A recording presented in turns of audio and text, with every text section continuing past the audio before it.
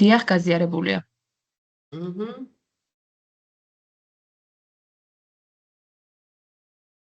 აჰა. ესე იგი, დღეს განვიხილავთ ცოდნის კონსტრუქტივისტურად აგება ორ ენაზე. ეს სათაური წინსწრებად არ მოგეცით, რომ თქვენი წინარე ცოდნა გავითვალისწინე და მე მგონი დღეს უკვე შეგვიძლია გამოვიყენოთ და უკვე დაახლოებით ვიცით ეს რას ნიშნავს, ხო? ესე იგი, დღეს რა საკითხებს განვიხილავთ? იქნება ჯერ ზოგადი ინფორმაცია რესურსების შესახებ, მერე დეტალური ინფორმაციებს, როცა გადაინაცვლებთ თქვენ საგნობრივ კოუჩებთან იქ რასაკვირველია მიიღებთ. მეორე საკითხი იქნება ერთსასწავლო ერთეულის ბილინგურ ვარიანტს განვიხილავთ, რომ აი ვნახოთ როგორ ხდება ენათა მონაცვლეობა. შემდეგ უკვე რა პრინციპს ეფუძნება ენათა მონაცვლეობა, ამას ვნახავთ და მერე შევეხებით ასევე შეფასების საკითხებს. აქაც გითხრათ, ჩემი მოვალეობა უფრო ის არის, რომ აი ზოგადი ჩარჩოები მოგაწოდოთ, რომ მერე უკვე დეტალურად საგნობრივად მოხდება ამ ყველაფრის განხილვა ტრენინგების დროს. ეხლა პირველ რიგში რა მინდა იცოდეთ, რომ ჩვენ გვაქვს ორი ტიპის ბილინგური რესურსი. ორი ტიპის. ერთს ვუწოდებთ სახელმძღვანელოს და ეს ჩვეულებრივად არის სახელმძღვანელო თავის სამი შემადგენელი ნაწილით, სამი კომპონენტით, ეს არის ერთი მასწავლებლის წიგნი, მეორე მოსწავლის წიგნი და მესამე სამუშაო ფურცლები დაგვიწერია, მოსწავლის რვეული უნდა ეწეროს. მოსწავლის რვეული. როგორც თუ ქონიათ სკოლასთან საქმე, ხა ზოგს ქონიათ, ზოგს არა, ხო? ჩვეულებრივ სახელმძღვანელოები ამ სამი ნაწილისგან შედგება, ხო? მოკლედ ეს არის სახელმძღვანელო, მაგრამ ამას გარდა ჩვენ გვაქვს დამხმარე რესურსები.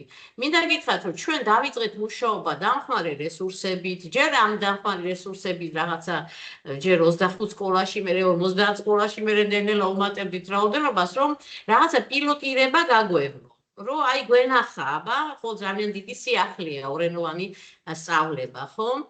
და შემდეგ უკვე ამ დამხმარე რესურსებზე დაყნობით, უკვე გარკვეულ საგნებში ჩვენ დავიწყეთ უკვე სახელმძღვანელოების შედგენა. და ეს სახელმძღვანელოები, აი ახლა გაჩვენებთ, სად გვაქვს და სად არ გვაქვს.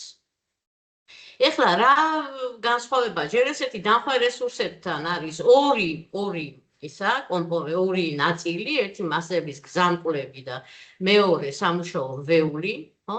ამ სამუშაო რვეულში ყველაფერია ჩადებული, რაც მოსწავლეს სჭირდება და როგორც ჩვენ ვნახავთ, მასების გზამკვლევშიც აბსოლუტურად ყველაფერია მოცემული. მაგას უფრო დეტალურად ვნახავთ.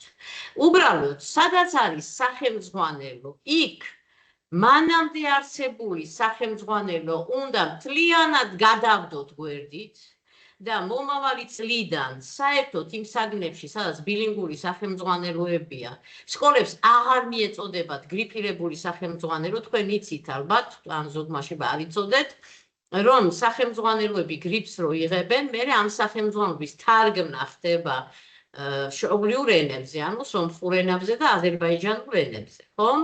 ეს აღარ მიეწოდება, დამთავრდა. მორჩა, გადავდივართ ბილინგურ სახელმძღვანელოებზე მთლიანად.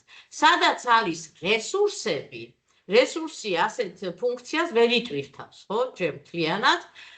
ამიტომ რესურსებით რასაკვირველია ორენოვანია და მშობლიური მასწავლებელი და ბილინგური სპეციალისტებს ვეძახით, ხო? ბილინგური სპეციალისტები ერთად გეგმავენ და ერთად განახორციელებენ, თუმცა მშობლიური ენის მასწავლებელი ჯერჯერობით კიდევ იყენებს იმას, რა ქვია, აი იმ გრიფირებულ მათ ენაზე თარგმნილ სახელმძღვანელოებს.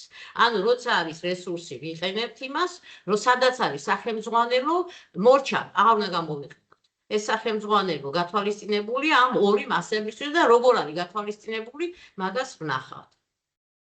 ეხლა რაც შეეხება სად გვაქვს სახელმძღვანელო, სად რესურსი და სად ჯერ არაფერი, აი მოგეხსენებათ, აქ არის ის ხუთი საგანი, რომელიც ბილინგურად ინერგება, ეს არის სახვითი ხელოვნება, აი აქეთ ხედავთ, ხო? სახვითი ხელოვნება, აი კურსორი ჩანს, სახვითი ხელოვნება, მათემატიკა, ბუნებისმეტყველება, მე და საზოგადოება და ჩვენი საქართველო. ეხლა მეორე კლასიდან, აი მეორე აქ არის სემესტრები, პირველი, მეორე, ჩვენ მეორე კლასში რა გვაქვს? სახვითი ხელოვნება და მათემატიკა. როგორც ხედავთ, სახვითი ხელოვნება ორივე სემესტრისთვის უკვე არის. გაკეთებული გვაქვს მესამე კლასისთვისაც და მეორე სემესტრისთვის რომ დავამატებთ მასალას. მათემატიკაშიც წელს შემქმნით და შეება სახელმძღვანელო პირველი სემესტრისთვის. დანარჩენი, როგორც არის გაყვეთებული, ნიშნავს იმას, რომ აქ ჯერჯერობით დამხმარე რესურსებით მუშაობთ. თუმცა ნელ-ნელა დავხმარავთ ამასაც სახელმძღვანელობით. მესამე კლასში ჩვენ გვაქვს ბუნებისმეტყველება და მედასაზოგადოება მთლიანად დავფარეთ. მეოთხე კლასში მინდა გითხრათ, რომ ბუნებისმეტყველება და მედასაზოგადოება პირველი სემესტრი კი წერია, მაგრამ მაინც მეორე სემესტრზეც თავისუფლად გავადა, თან მერე დამატებითი მასალები ჩავდეთ, რომელსაც მერე სახელმძღვანელოში უკვე ცოტა სხვაგვარად გადავამუშავებთ, მაგრამ შეიძლება ვთქვათ, რომ მთელი წლის განმავლობაში ეს წიგნები გეყოფათ. თუმცა ყოველი შემთხვევისთვის ჩვენ აქ რესურსებიც გვაქვს. რაც შეიძლება მეხუთე, მეექვსე კლასს ჯერ ამ საგნებში ვერ გადავინაცვლეთ, იმიტომ რომ ჩვენ ნელ-ნელა მოვყვებით პროცესებს, ხო? ეხლა მეხუთე კლასში გასაგებია რთულია პროგრამები, ამიტომ ენობრივი მზაობა უნდა გქონდეთ ბავშვებს, სანამ ეს ბავშვები გადმოვლენ, გაივლიან ამ ბილინგურ კურსს, მეტი მზაობა ექნებათ, რომ მერე ბუნებისმეტყველებას ისწავლონ მეხუთე, მეექვსე კლასებში და სხვა საგნებიც ჩვენი საქართველოს. თუმცა ჩვენც ერთდროულად ამდენ სახელმძღვანელოზე ვერ ვმუშაობთ, ამიტომ ასე ეტაპობრივად ვივლით. სახელმძღვანელობთან დაკავშირებით მინდა გითხრათ, რომ როგორც ყოველთვის რაღაცა დაბრკოლებები ხდება და ცოტა დაიგვიანებს ჩვენ ძალიან ყველაფერი ვქენთ იმისთვის, რომ ოქტომბერში შესულიყო ეს სახელმძღვანელოები, მაგრამ იქ არის მთელი პროცედურები აღარ მიუყვები, მაგრამ ტენდერების გამოცხადების და ასე შემდეგ, რის გამოც სამწუხაროდ ეს იგვიანებს და რა ვქნათ იქამდე, სანამ სახელმძღვანელოები მივა, ეს იქნება ალბათ ნოემბრის ბოლო, ხო? ამაზე ჩვენ ერთად ვიმსჯელებთ. ეხლა არის ადგილზე, მით უფრო ახალ სკოლებში, სადაც პირველად შევდივართ ბილინგური განათლებით, იქ ისედაც დარიგებული იყო და იქ ყველანაირი სახელმძღვანელო არის შარშანდელი, ხა წელს გაკეთებული ცხადი არის. მაგრამ ჩვენ მოკლედ ერთად ჩვენს საგნობრივ ექსპერტებთან ერთად მოვიფიქრებთ, რომ აი ეს ერთი თვე, როგორ წავიყვანოთ პროცესი ამის გარეშე და მე უკვე შემოვა და ხო, მოკლედ აი ესეთი პრობლემა არის ძალიან სამწუხარო. მაგრამ ყოველთვის არის სიძნელეები, ყოველთვის არის დაბრკოლებები და თუ აი ვიქნებით ერთად და ვიქნებით მონდომებით და სიყვარულით, ყველა პრობლემას ნელ-ნელა დავძლებთ. ეხლა გუშინ ჩვენ ვნახეთ რაღაცა მაგალითები და მინდა შეგახსენოთ, ხო? სახელმძღვანელოდან, აი მე და საზოგადოება ჩვენ ვნახეთ მეორე საკითხი, ყოველ შემთხვევაში ერთი კომპლექსური დავალება ვნახეთ, აი მეორე საკითხი, ვეტერინარის ერთი სამუშაო დღე გახსოვთ, ხო? ჩვენ ვნახეთ, რომ აქ არის გარკვეული პარაგრაფები და რომ მთელი ის მასალა, რომელიც ამ პარაგრაფებში დევს, ისე არის გაკეთებული, რომ საბოლოოდ მოსწავლემ შეძლოს კომპლექსური დავალების შესრულება და მოდით ეხლა ჩვენ გავიხსენოთ ეს კომპლექსური დავალება და შემდეგ უკვე ნელ-ნელა ვნახოთ, როგორ არის ეს აგებული, ჯერ ბილინგურის გარეშე, რომ ერთი სტრუქტურა მაინც ნახოთ, ერთი თავის, ხო, ეს ერთი თავი, ესეთი საკითხი არის ერთი თავი, ხო? და შემდეგ უკვე განვიხილავთ, აი ბილინგურად როგორ არის ეს ყველაფერი წარმოდგენილი. ესე იგი, მინდა გაგახსენოთ, ხო, რომ სამიზნეცნება აქ იყო ინსტიტუცია და კონკრეტულად, ხო, ჩვენ ვამბობთ, რომ კონკრეტულს უნდა დავეფუძოთ, რომ ზოგადისკენ წავიყვანოთ მოსწავლე, კონკრეტულად ვეტპუნქტი, ხომ ასეა. თემა ოჯახი და საკითხი ვეტერინარის ერთი დღე. ეს არის კომპლექსური დავალების პირობა, რომელიც გუშინ ვნახეთ. ჩვენ ვთქვით, რომ აი ეს კომპლექსური დავალება ითხოვს რაღაცა მოსწავლეების მხრიდან, რომ მოსწავლეები კეთებით ისწავლონ, ჩართულობა იგრძნონ, თავისი უნარები, შემოქმედებითი სააზროვნო განავითარონ, რაღაცა პროდუქტს თვითონ ქმნიან, ხო? სადაც ასევე მათი პიროვნული წახნაგები არის ჩართული და ეს არის ძალიან მნიშვნელოვანი, ხო, იმისთვის, რომ შინაგანი мотиваცია იყოს. და ამიტომ აუცილებლად ისინი რაღაც პროდუქტს ქმნიან. ანუ კომპლექსური დაავადების პირობაში ყოველთვის ჩანს, რა ტიპის პროდუქტი უნდა შექმნას მოსწავლემ და ეს პროდუქტი არის აქ წარმოდგენილი. ამას გარდა ასეთი რუბრიკა არის ნამუშევარში ნამუშევრის წარდგენა წარმოაჩინეთ და ეს უკვე არის კრიტერიუმები, რითაც ჩვენ შევაფასებთ, რამდენად გააცნობიერა ვეტპუნქტი როგორც ინსტიტუცია მოსწავლემ, ხო? ანუ რამდენად შეუძლია იმსჯელოს, რისთვის არის ეს სამსახური, რამდენად შეუძლია იმსჯელოს, რა მოხდებოდა ვეტპუნქტი რომ არ არსებობდეს, ხო? და რამდენად გაიაზრა როგორ მუშაობენ იქ სხვა პროფესიის ადამიანები და ის მათი ერთობით ფუნქციონირებს, იქ ვიღაცა ზარებს პასუხობს, ვიღაცა ძღოლი არის, ვიღაცა თვითონ ის არის, ექიმი, ექთანი, მოკლედ. კარგით. ეხლა ჩვენ გადავინაცვლოთ, მე გთავაზობ ჯერ რომ Word-ის დოკუმენტი განვიხილოთ, უფრო მოქნილი და ადვილი იქნება, თანაც იქ რაღაცები ამოვაგდე და მე უკვე თვითონ სახელმძღვანელოსაც გაჩვენებთ, რა საკვირველია. და ეხლა გავაზიარებ. აი, ეს არის ეს არის, ნუ ეს Word-ის დოკუმენტია, ხო, რომელშიც ჩვენ ვმუშაობთ, სანამ მე გადავცემთ, რომ მე ეს დაგაბადონდეს და წიგნად გაეწყოს, ხო? აი, ვეტერინარის ერთი დღე, ცოტა გავადიდებ, რომ კარგად დაინახოთ. რითი იწყება, ნახეთ, გრძელვადიანი მიზნები წერი, რასაკვირველია, ეს არის მასწავლებლისთვის განკუთვნილი ნაწილი და არა მოსწავლეებისთვის, ხო? მოსწავლეებს ჩვენ არც გრძელვადიან მიზნებზე არც ველაპარაკებით და არც იმაზე რა უნდა გააცნობიერო და ასე შემდეგ, ხო? გრძელვადიანი მიზნები და შუალედური მიზნები, ხო? აი, გრძელვადიანი მიზნები ვთქვით, რომ ეს არის ინსტიტუცია, რაც არის სტანდარტში და ამ სტანდარტებს თქვენ მე ნახავთ თქვენს საგნობრივ ექსპერტებთან ერთად და აი, რა არის მნიშვნელოვანი, რომ საფეხურის ბოლოს როცა იმ საფეხურს დაასრულებს მოსწავლე, მითითებული არის სტანდარტში რა უნდა გააცნობიეროს მან. ამ სამიზნეცრებასთან დაკავშირებით. და რა უნდა გააცნობიეროს, რომ ინსტიტუცია ეს არის კონკრეტული დანიშნულების ფუნქციის მქონე დაწესებულება, რომლის მიზანია ინდივიდებისა და საზოგადოების საჭიროებებზე ზრუნვა, ეს ერთი რამე. მეორე, რომ ინსტიტუცია უფრო ეფექტურად ზრუნავს იმ იდეებსა და საზოგადოების საჭიროებებზე, ვიდრე ცალკეულ ადამიანს შეუძლია. და რატომ, ხო? ამასაც გაიაზრებს და ინსტიტუციებში სხვა პროფესიის ადამიანები მუშაობენ. ხო, აი ამის გაცნობიერება მოსწავლის საზოგადოების პრობლემის გადაჭრის გზების მოძებნაშიც დაეხმარება. როცა ვიცით, მაგალითად ეხლა ჩვენ გვქონდა ასეთი კომპლექსური დავალება წერილი მერიას და მინდა გითხრათ, რომ რამდენიმე რაიონში მართლა მისწერეს ეს წერი, მართლა რაღაც პრობლემების გადაჭრა მოინდომეს და თვითონ მერი ესტუმრა ამ სკოლებს და ძალიან გახარებულები ვიყავით ამით. ქართულ სამწუთას არ ვეხებით, მე შევეხებით, ანუ აქ რასაკვირველია თვითონ ეს კომპლექსური დავალება წარმოდგენილი მასებრისთვის. მე იწყება როგორ გავაცნოთ კომპლექსური დავალება, ამასაც მნიშვნელობა აქვს, ხო, მოსწავლეს როგორ გავაცნობთ, ხო?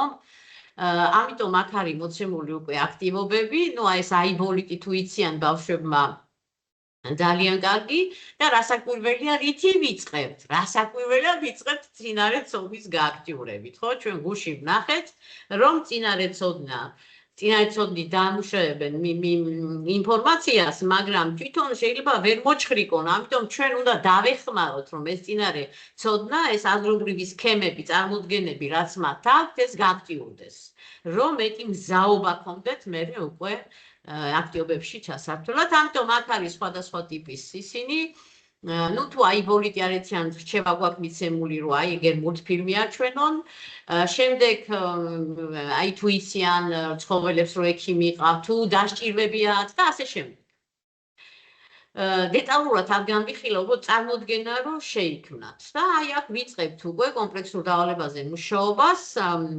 ეს არის საკითხავი ამოცანა, ჩვენ ყოველთვის ჯერ ამოცანას ვაძლევთ საკითხავს და მერე ვაძლევთ ტექსტს, იმიტომ რომ როცა იცი რისთვის კითხულობ ტექსტს, უფრო მობილიზებულად შეგიძლია წარმართო ყურადღება, ვიდრე აბა წაიკითხე ტექსტი ასე. მოკლედ მინდა გითხრათ რომ კითხვის სტრატეგიებს ჩვენ ძალიან დიდ მნიშვნელობას ვანიჭებთ. ამასთან დაკავშირებით გაწერილი გვაქვს დეტალური მეთოდოლოგიური სტრატეგიები მშობლიურ ენაში ცალკე, ქართულ ენაში ცალკე, იქ სხვა არის სტრატეგია, აქ სხვა და რასაკვირველია ამით დღეს არ დაგამძიმებთ. მერე ჩვენ პროცესში ამას გამოვიყენებთ და მერე ჩვენ ვაპირებთ ასევე შარშან ცოტა გავაკეთეთ პედაგოგიური პრაქტიკის კვლევა, რომ აი შესწავლა, რომ მაგალითად ავირჩიე, რომ აი კითხვაში როგორ ვამუშაო მოსწავლეები. თქვათ ამ ერთ საკითხს ავირჩევთ და მერე უკვე ვნახავთ, აბა რა გავაკეთე, როგორ ჯობდა მოსწავლე და ასე შემდეგ. კარგით. აი ეს არის ჩვენი ერთ-ერთი ავტორის თამარ მახარაძის ისა, ჩვენ ყავს მწერალიც მარიამ ციკლაური და აგერ თამარ მახარაძეს, რომელიც ტექსტებს გვიწერენ საჭიროებების მიხედვით და აქ არის წარმოდგენილი საოჯახო სიტუაცია, დიალოგი არის მამასა და ნიას შორის, ხბო გაუხდათ, აი ბოჩოლა ავად გახდა, ბებიამ თქვა რომ გამოვიძახოთო ვეტერინარი და ეს ბავშვი არ ყვევს რომ რა არის ვეტერინარი, ისთვის არის როგორ გამოვიძახოთ და აი ამ საოჯახო სიტუაციაში ბავშვი ხედავს როგორ ფუნქციონირებს ვეტპუნქტი, სოფლის ვეტპუნქტი, აღმოაჩენს რომ იმ ძიავანოს იცნობს და ასე შემდეგ. შეიძლება თუ არა ვთქვათ რომ ეს არის ტექსტი როგორც კონტექსტ მაგალითი. სადაც ბავშვი აი საოჯახო სიტუაციაში, სადაც მათი ტანატოლი მონაწილეობს, აღმოაჩენს როგორ ხდება ამ ვეტექიმის გამოძახება, გამოყენება და მერე ეს ვეტექიმი მოვა და მოკლედ ასე. ხო, ნუ მერე თქვათ, სხვადასხვა საკითხავი აქტივობებია, როგორც ნახეთ, არის დასაწყისშიც, ხო? აი სწორია თუ არასწორია, რომ ვეტექიმი ადამიანებს კურნალობს და მერე აქ დაწერს და ტექსტიდან წინადადება უნდა მოიყვანოს დასასაბუთებლად თავის მოძებნებისა. არის ასევე შეკითხვები, რასაკვირველია, სხვადასხვა საზროვნო დონის შეკითხვები. აგერ ჩვენ ვხედავთ კიდევ ღვეულის აქტივობას, ხო? სადაც რა ვთხოვთ მოსწავლეებს, ნახეთ, ჩაატარონ თავით ოჯახებში უფროსებთან გამოკითხვა, მათ ოჯახში თუ დასჭირვებიათ ვეტექიმი, ხო? რომელიც ცხოველი გაუხდათ ავართ, რა ჭირდა, გამოუძახებიათ თუ არა, როგორ დაეხმარა ვეტექიმი და მოსწავლის ღვეულში მოცემული არის დამხმარე კითხვარი და აი ამ კითხვარით ისინი მივლენ ოჯახში და გამოიკითხავენ. აი შემდეგ უკვე მოაქვთ საკლასო ოთახში თავის გამოსცირვა, რომ აი ვის რომელ ოჯახში რა ცხოველთან შეიძლება ვიღაცას არ დასჭირდა, ვიღაცას დასჭირდა და აი ამ ყველაფერს ერთმანეთს გაუზიარებენ. აბა რომელი პრინციპი არის აქ გააქტიურებული? ესე იგი, რასაკვირველია აქ ბავშვის გამოცდილებას უკავშირდება ეს ყველაფერი და კავშირი სასკოლო საქმიანობისა ცხოვრებასთან, ხო? ამითი გაცილებით უფრო საინტერესო და ხალისიანი ხდება სწავლის პროცესი. კარგით, მოკლედ დეტალურად აღარ განვიხილავ, აქ მაგალითად აი აფიშა უნდა გააკეთონ, ნიმუშებია მიცემული და სხვათა შორის ჩვენ ვთხოვთ რომ წარწერები ორენოვანი, ჩვენ ვნახავთ სტრატეგიები როგორია, სად შეიძლება ორი ენა გამოვიყენოთ და სად უნდა აუცილებლად გავმიჯნოთ ერთმანეთისგან და აქ გაიგებს რომ აი გამოძახების სერვისი ქართულადაც უნდა დაწეროს და მშობლიურ ენაზე და თვითონვე უნდა შექმნას მოკლედ. მას შემდეგ რა ბევრ რამეს გაიგებს უკვე ოჯახიდან იმ ტექსტიდან, უკვე თავისი წარმოსახვა უნდა ჩართოს. გახსოვთ ჩვენ ვამბობთ გუშინ რომ მრავალმხრივი განვითარება არის მნიშვნელოვანი და ეს არის მისია სკოლის და როგორც ხედავთ, აგერ წარმოსახვის გააქტიურება შემოქმედებითი იქ კრიტიკული აზროვნების და აი ასე ვცდილობთ რომ ეს მრავალმხრივ განვითარებას შევუწყოთ ხელი.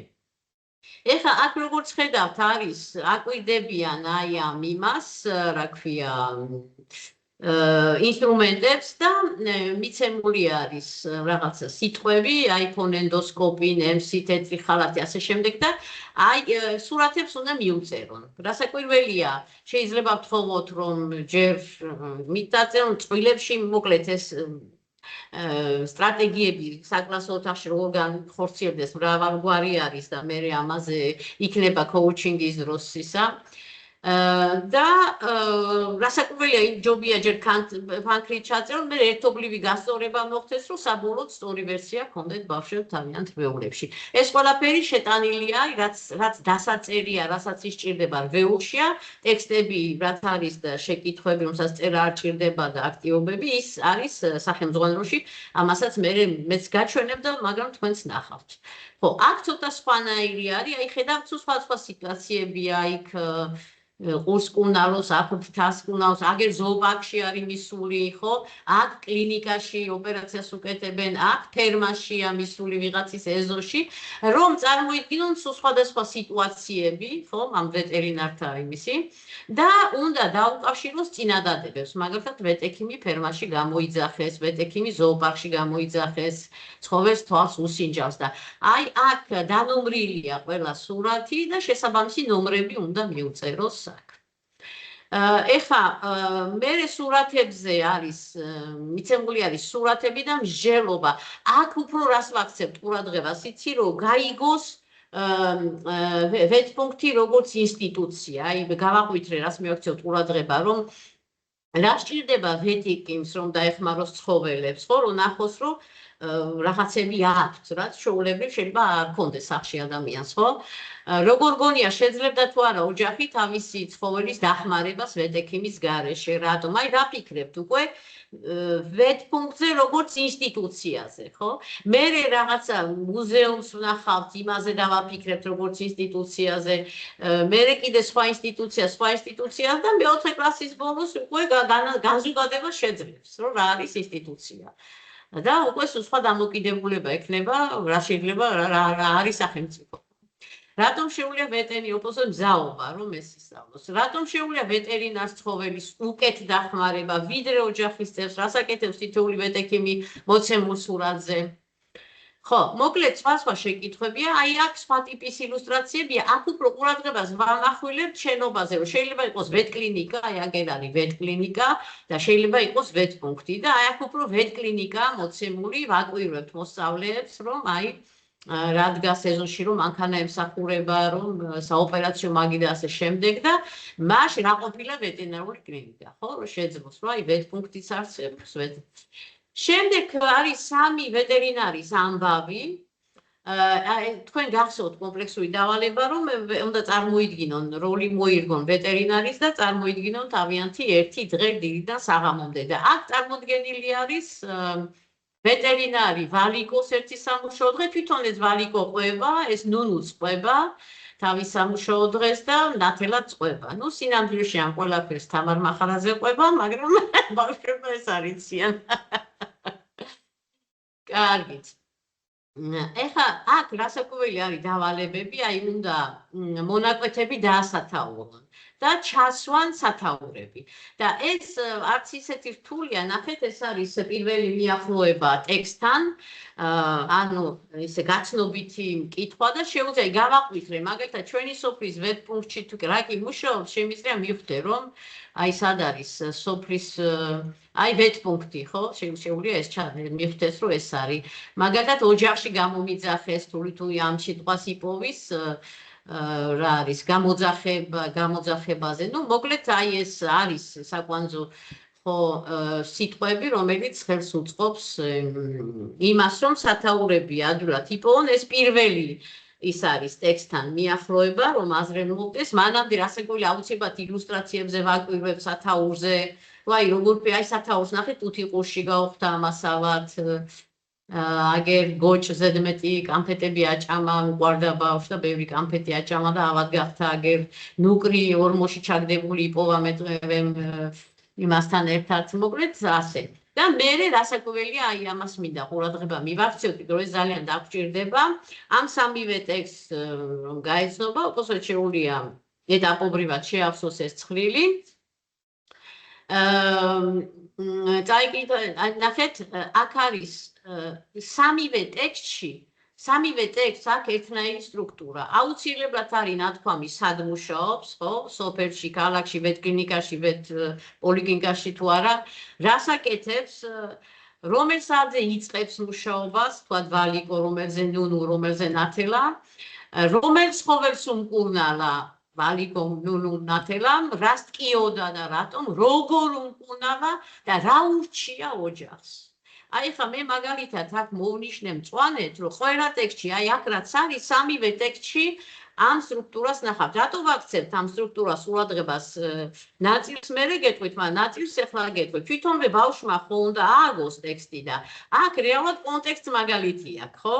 როგორ ააგოს ვეტერინარის ერთი დღე. ჩემი ერთი დღე უნდა იყოს ეს მისი, როგორც ვეტერინარის. აი მაგალითად ნახეთ, აქაც არის, რომ აი რაღაცა ვურჩიერო, აი ცოტა ხანი ტყეში არ გაუშვა. აქაც არის, რომ აი ვურჩიერო დღეს არაფერი ჭაჭამოს, იმას ნისკარტი გაეკვეხა და ეტკინა. აქაც ვურჩიერო შოკოლადი და დამწვრები აღარ მისცეს. აი ისი თქმა მინდა, ნელ-ნელა თქვენ უნდა შეამჩნიოთ, რომ ყველა დეტალზე ნაფიქრი არის. ყველა დეტალზე არის ნაფიქრი, იმისთვის რომ ხელი შევუწყოთ, ჯერ ერთ ენაზე აგება ცოდნის როგორი ძნელი საქმეა და ახლა ორ ენაზე აგება. ამიტომ ჩვენ დღეს და ღამეს ვათენებთ, აგერ მე-3 წელია, იმისთვის რომ ისეთი რესურსი მივაწოდოთ სკოლებს, რომ გავუადვილდეთ ამ ყველაფრის დანერგვა მაქსიმალურად და მაქსიმალური შედეგები მივიღოთ.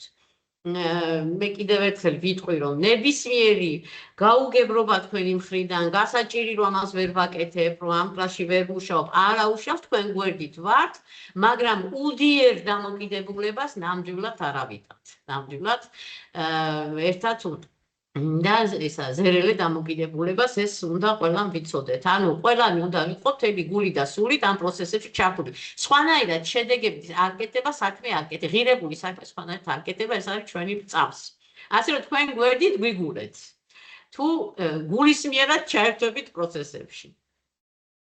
კარგით, ეხლა რაც შეეხება, მე უკვე არის ნახე კომპლექსური დავალების შესრულება, ანუ აი ჩვენ ვამბობთ, რომ სხვადასხვა ცოდნათა ინტეგრირება. აი კომპლექსური დავალება რომ შეასრულოს, რაც ისწავლა, ხო, სხვადასხვა აქტივობებით, იმით, ამით, ხო, იქ ოჯახში რაღაცა გაიგო, იქ გამოიკითხა, იქ აი ამ ყველაფრის ინტეგრებულად და ურთიერთდაკავშირებულად გამოყენება მოუწევს იმისთვის, რომ ის პროდუქტი შექმნას და აბა რომელ პრინციპს ესადაგება ესა გუშინდელს?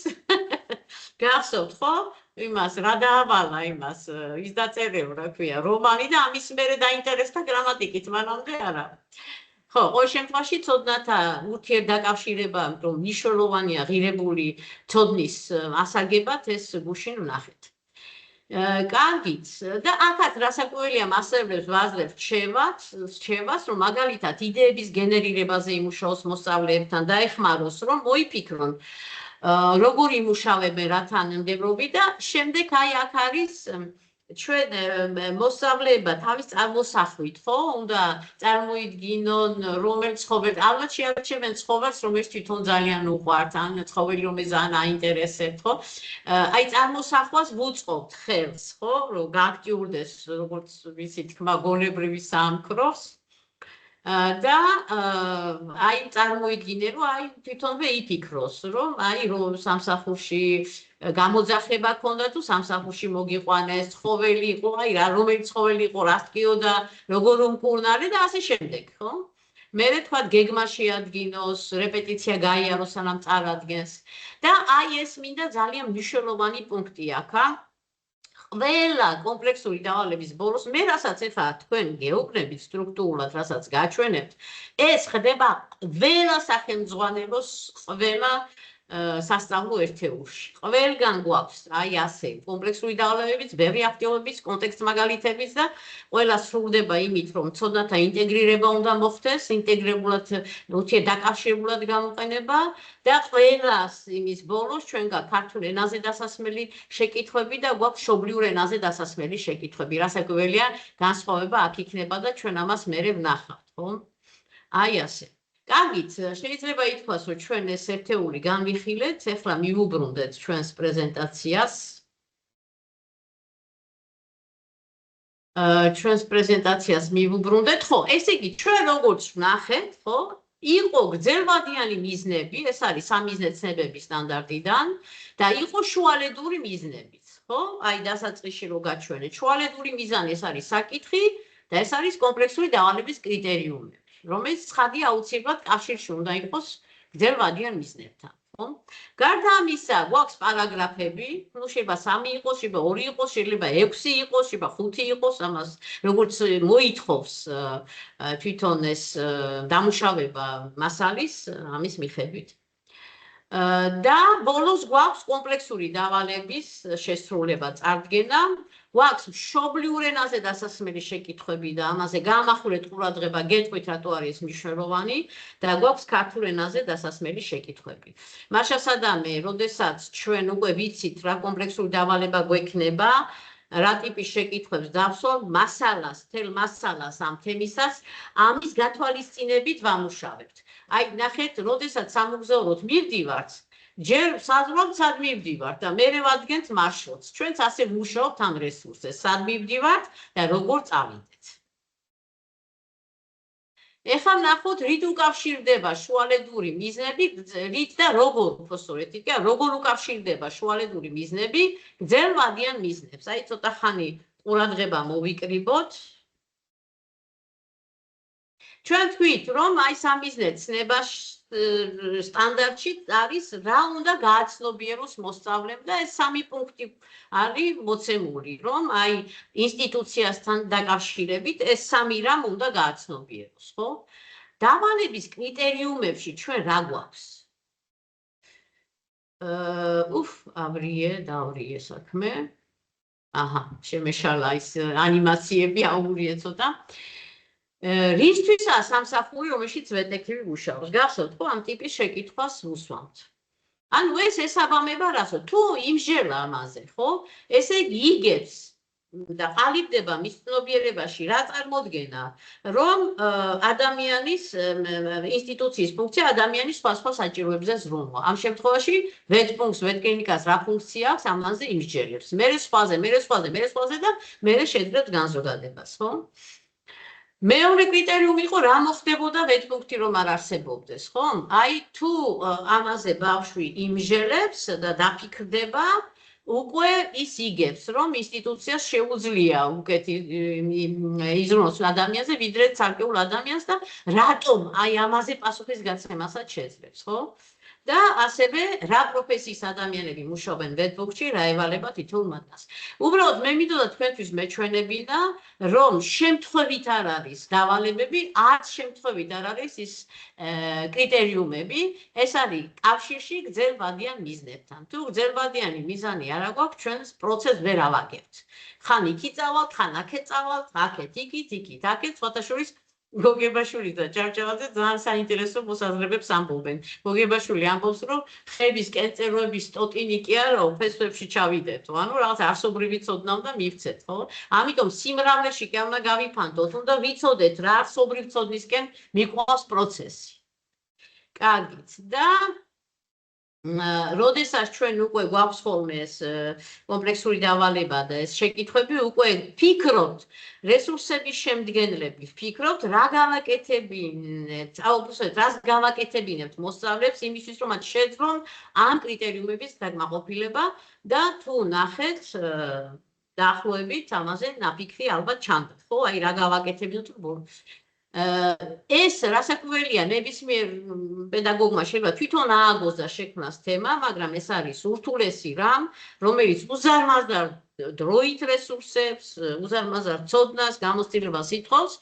მასწავლებელს ისედაც მიუხედავად იმისა, რომ ასეთი რესურსი მიეწოდება, მაინც ბევრი სამუშაო აქვს. იქ მოსწავლეები რამდენი უზის, თითოეულთან უნდა მივიდეს, მიმდინარე შეფასებები ჩაატაროს, რომ ვის სად რა უჭირს, ვის წინსვლა აქვს, ვის არ აქვს.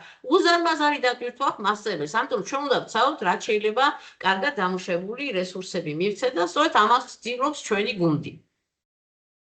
ხო, ერთ გუში ვნახე და ამითი შევაჯამებ და გადავალ უკვე ბილინგურ თავისებურებზე ბილინგური განათლების, ანუ ჩვენ ვნახეთ, რომ მრავალმხრივი განვითარებისკენ უნდა ვიყოთ მიმართული, უნდა დავეფუძნოთ მოსავლის ცოდნის იმას საგამართლებო პრინციპებს, ხო? კონსტრუქტივისტურს, რომელიც უზრუნველყოს თვითონ მოსწავლემ ააგოს ცოდნა, უნდა ვიყოთ სტანდარტის გრძელვადიანი მიზნებისკენ და აი ასე ერთი სასწავლო ერთეულიდან მეორე სასწავლო ერთეულისკენ მივდივართ. ყველა სასწავლო ერთეულში გვაქვს აი ეს შემოქმედებითი პროდუქტის შექმნა, რომელიც უკავშირდება ცხოვრებისეულ კონტექსტებს და ამიტომ უზრუნველყოფილია კავშირი სასკოლო საქმიანობასა და ცხოვრებას შორის. აი ყველა სასწავლო ერთეული, ყველა საგნის, ყველა სახელმძღვანელოში და ყველა კლასში ასე არის აგებული, რომ იცოდეთ. ზოგადი ჩარჩო ეს არის. გადავიდეთ ახლა ორენოვანი სწავლების თავისებურებებზე. ეხლა იცით რა, მე ყოველთვის ძალიან განვიცდი ასე, მაგრამ ვებინარის დიზაინის სტრუქტურა ასეთია, რომ მე უნდა ვილაპარაკო. არ არის მისაშუალება, რომ ცალკე ჯგუფება დააკვოთ და მე ტრენინგები იქნება და იქ უკვე გაცილებით უფრო ინტერაქტიული იქნება ყველაფერი. მოდით, ეხლა ასე ვქნათ, იცით, რომ ეცადეთ, რომ გონებაში ჩემს შეკითხვებს უპასუხოთ, ხო? ორ შეკითხვას ვუპასუხოთ. რატომ უჭირს გამოცდილ მძღოლს საუბარში ჩაბმა და რატომ არ უჭირს ბოდიში და რატო უჭირს გამოცდილ მძღოლს. მე დარწმუნებული ვარ, რომ თქვენ სტალხართ იმას რა ქვია გამოუცდელ მძღოლთან და რა ხდება, როცა ელაპარაკები რაღაცებს, ხო? გეუბნება მოიცა ნუ მელაპარაკები, ხო? და გამოცდილი მძღოლის საერთოდ არაფერი არ არის პრობლემა, თავისუფლად ჩაერთვება საუბარში. ხომ ასე არის, ხომ შეგიმჩნევიათ, რომ ასეა. ერთმა ორმა ხომ მოიწერეთ, რომ დავწყნარდე. ხო, აი ეს აგერ დაძაბული ქალბატონი ზის და იქით კიდე მომღიმარი ჩაბმული არის რაღაცა იმაში საუბარში თავისუფლად. ეხლა აი ეს არის მნიშვნელოვანი, რატომ ხდება ეს? რატო უჭირს იმ გამოუცდელ მძღოლს, ხო? ნუ ეს გამოიკვლია კოგნიტიურმა ფსიქოლოგიამ რა მექანიზმები ტრიალებს და ესე რო ვთქვათ, მარტივად გასაგებად რა ხდება? ჩვენ ინფორმაციას ვამუშავებთ მუშამეხსიერებით, მოკლედ. მე ახლა ფსიქოლოგი არა ვარ, მაგრამ როგორც პედაგოგით დაინტერესებული პირი, ამის მონაცემებს ვიღებ იმდენად, რამდენადაც პედაგოგიკას ესჭირდება, ხო? მუშამეხსიერებით ვამუშავებთ, ტევადობა ძალიან დიდი არ აქვს ამ მუშამეხსიერებას. როდესაც უნარები არ არის ავტომატიზებული, მაშინ მე ვფიქრობ, ეხლა რომელ სიჩქარეში უნდა გადავთო, ვაიმე, ეს სიჩქარე წინ უნდა გადავთო თუ უკან უნდა გადავთო. ვფიქრობ, რომ უი, ეხლა ისა სად გავაჩერო, ვაიმე, ეხლა შეიძლება თუ არა გავადა. მოკლედ, ყველა ის ოპერაცია, ის უნარი, რომელიც მე უნდა გავაკეთო, ამით არის მთლიანად დაკავებული ჩემი ცნობიერება. მთლიანად ამით არის დაკავებული. ამიტომ ის რომ მიმატებ შეკითხვას, რომ აბა, რას ფიქრობ იმას არჩევნებზე? მოიცა ნუ მელაპარაკების გეტყვით, ხო? იმიტომ რომ აქ ჩართული ვარ, სარკეში უნდა ჩავიხედო, ვაიმე იქ ვიღაცა მიპიპირებს რა ვქნა და აი ასე. როდესაც უნარები არის ავტომატიზებული, მაშინ ის დაფიქრება არ მჭირდება, ავტომატურად მოქმედებს. შესაბამისად ეს არ შემოდის მუშამეხსიერებაში, ანუ აი ამ ამიტომ მე შემიძლია სხვა ინფორმაცია დავამუშაო. დავფიქრდე რა იმაზე, რასაც მეგეონებით, გაქცევთ პასუხები, გეკამათოთ და ასე შემდეგ. აი ეს არის მნიშვნელოვანი, ავტომატიზებულია თუ არა უნარი. თუ არ არის ავტომატიზებული, მაშინ ის იკავებს ჩვენს გონებას და თუ ავტომატიზებული არ იკავებს ადგილს და ჩვენ შეგვიძლია ჩვენი ამ მუშამეხსიერებით სხვა რამეების ვაკეთოთ. სუსტად, რატომ მოვიყვანე ეს მაგდი? სუსტად იგივე ხდება ენობრივ ცოდნასთან დაკავშირებით. აი შეხედეთ, მეორე კლასელს, ხო, მშობლიურ ენაზე ცოდნა უნარები ავტომატიზებული აქვს. ეხლა რასაკვირველია განვითარდება ენობრივი ცოდნა, მაგრამ ძირითადი ლექსიკური მარაგი, რა ვიცი, 10,000 სიტყვამდე ავტომატიზებულია, სტრუქტურების გაყრების გაგება შეუძლია, ლაპარაკი შეუძლია და ასე შემდეგ. არ ფიქრობს. მაგრამ ვისთვისაც ეს მეორე ენა, რასაკვირველია ის ფიქრობს. აი მაგალითად მე თქვათ ну, თქვათ გერმანული ძალიან ცუდად ვიცი, თუ რაღაცა მოვისმინე, აი, უი, სიტყვებზე დავფიქრდები, აი თქვა ერთი წინადადება, ეს სიტყვაც მეცნო, ეს სიტყვაც მეცნო, უი, ეს არ მეცნო, ეს არ მეცნო და მესამე ამაზე ვფიქრობ, ის უკვე გასულია მეორე, მესამე, მეოთხე, მეხუთე, მეექვსე წინადადებაზე და დავკარგე ყველაფერი, ხო? ანუ აი ეს არის, რომ არ არის ავტომატიზებული, ამიტომ ჩვენ მშობლიურ ენაზე და მეორე ენაზე ერთსა და იმავეს ვერ მოვთხოვთ მოსწავლეს. ეს უნდა გავითვალისწინოთ და თან იმაზეც უნდა ვიფიქროთ, როგორ ვქნათ, რომ მივიყვანოთ ამ ცოდნამდე, როგორ ავაგოთ, თან საგანი ვასწავლოთ და თან ეს ენობრივი ცოდნა განვავითაროთ, ხო? და ცოდნა უნდა. მოკლედ, დავსვათ შეკითხვა, რომ როგორ უნდა დავეხმაროთ მოსწავლეს. რასაკვირველია, მას უნდა ბევრი საყრდენი მივცეთ, რომ შეძლოს გამოყენება ეს. აი ჩვენ ვნახავთ ეს როგორ ხდება. პირველ რიგში მივუბრუნდეთ კომპლექსურ დავალებას, როდესაც ჩვენ ვართ ორენოვან განათლებაში, ჩნდება კრიტერიუმი ახალი, რომელიც წითლად წარმოვადგინე ხედავთ ენობრივი კრიტერიუმი. ნასწავლი ლექსიკის გამოყენებით ვეტერინარის ერთი სამუშაო დღის აღწერა ქართულ ენაზე. აჰა, ესე იგი ჩვენ აქ რა მიზანი დავისახეთ? ერთი დავისახეთ მიზნად, რომ მან იმ ერთი დღის აღწერა ქართულად შეძლოს, ხო? ხო, აღწერა მაგალითად უფრო ადვილია ვიდრე მსჯელობა ინსტიტუციაზე, ხო? შესაბამისად, ჩვენ უნდა გავითვალისწინოთ, რა აქტივობები მივცეთ, რა ენობრივი მასალა უნდა მივცეთ, იმისთვის, რომ ბოლოს ქართულ ენაზე შეძლოს აღწერა ამ თავისი ერთი დღის. შესაბამისად, გრძელვადიან მიზნებში შემოდის ენობრივი სამიზნე ცნებაც და არ ვართულებთ, ეხლა ქართული როგორც მეორე ენა, ხო, ქართული ენა არა ქართულენოვანებისთვის. ამას თავისი სტანდარტი აქვს, რომელსაც ჩვენ აქ ვიყენებთ, თუმცა არაფრით არ ვართულებთ, მარტო ორი ცნება იქნება ყოველთვის. ტექსტი და ლექსიკა. რაც იმას ნიშნავს, რომ ჩვენ უნდა გავიაზროთ, რომ გვაქვს დარგობრივი ცნება და გვაქვს ენობრივი ცნება გრძელვადიან მიზნებში, ხო? ასე, დანარჩენი იგივე რჩება ყველაფერი, უბრალოდ რასაკვირველია გაჩნდება აქტივობები, რომელმაც უნდა უზრუნველყოს ეს ყველაფერი. აი ხა ჩვენ ვნახოთ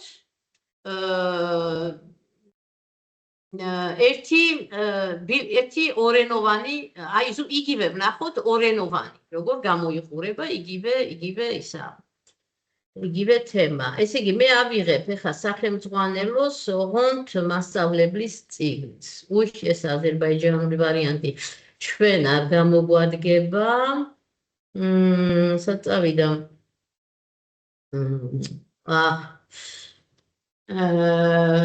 მასწავლებლის ქართული წიგნი გავშალე და რაღაცა ვერ ხედავ. ეს არის. აი ეს უნდა იყოს წესით და რიგით. Why? არა და საგანგებოდ მოვამზადე. მოგეთ ყველა უნდა ვნახოს სხვანაირად. ვაი, მე რაღაცა გაჯიქებულია მარტო იმას მაჩვენებს. მოსწავლის წიგნი, აბა ეს რა არის ვნახოთ? აი ეს არის. ეს არის მასწავლებლის წიგნი, ხო? ოღონდ ეს მთლიანად ქართულენოვანია, იმიტომ ჩვენ გვყავს ბილინგური განათლების სპეციალისტები, რომელთაც სულაც არ იციან მეორე ენა. არიან ორენოვანი სპეციალისტებიც, მაგრამ არიან ქართველებიც, რომლებიც არ იციან. ამიტომ ჩვენ ყველა შემთხვევაში ქართულენოვან რესურსს ვაკეთებთ, ხო? აი ეს ჩვეულებრივ მიდის, რაც უკვე ვნახეთ და აი როგორც ხედავთ, აი ეს აქტივობები, ხო, უკვე სახელმძღვანელოში თქვენ ახავთ, რომ წიგნში, აი ფერადად არის, რასაკვირველია, ეს ყველაფერი მოცემული, მასების წიგნში ფერადი არ არის, მასებს არ ჭირდება ფერები და ბავშვებს კი ნამდვილად ჭირდებათ, ხო? აგერ აი ეს ტექსტები, ეს ილუსტრაციები, ეს აქტიობები, რომელიც ჩვენ უკვე ვნახეთ და ასევე მოსწავლის ვეულში, აი ნახეს გამოკითხვა რომ უნდა ჩაატაროს, აგერ არის შეკითხვები მოცემული, შიგნით შეუძლია ჩაწეროს, რას ეთქვიან ოჯახის წევრები, რომ კლასში წარმოადგინოს. აი აქ სურათებს მიუწერე შესაბამისი ადგილი ხედავთ, აი აქ ეს არის. და ეხლა გაჩვენებთ ორენოვან ვერსიებს, ზუსტად იგივე სახელმძღვანელოა, ოღონდ რაღაცები არის. შერჩეულია რა იყოს სომხურ ენაზე და რა იყოს ქართულ ენაზე. ეხლა ასევე არავის არ ვაწყენოთ, ასევე აზერბაიჯანულ ენაზე რა იყოს, ქართულ ენაზე რა იყოს. ანუ მასწავლებლებს ეს აქვს.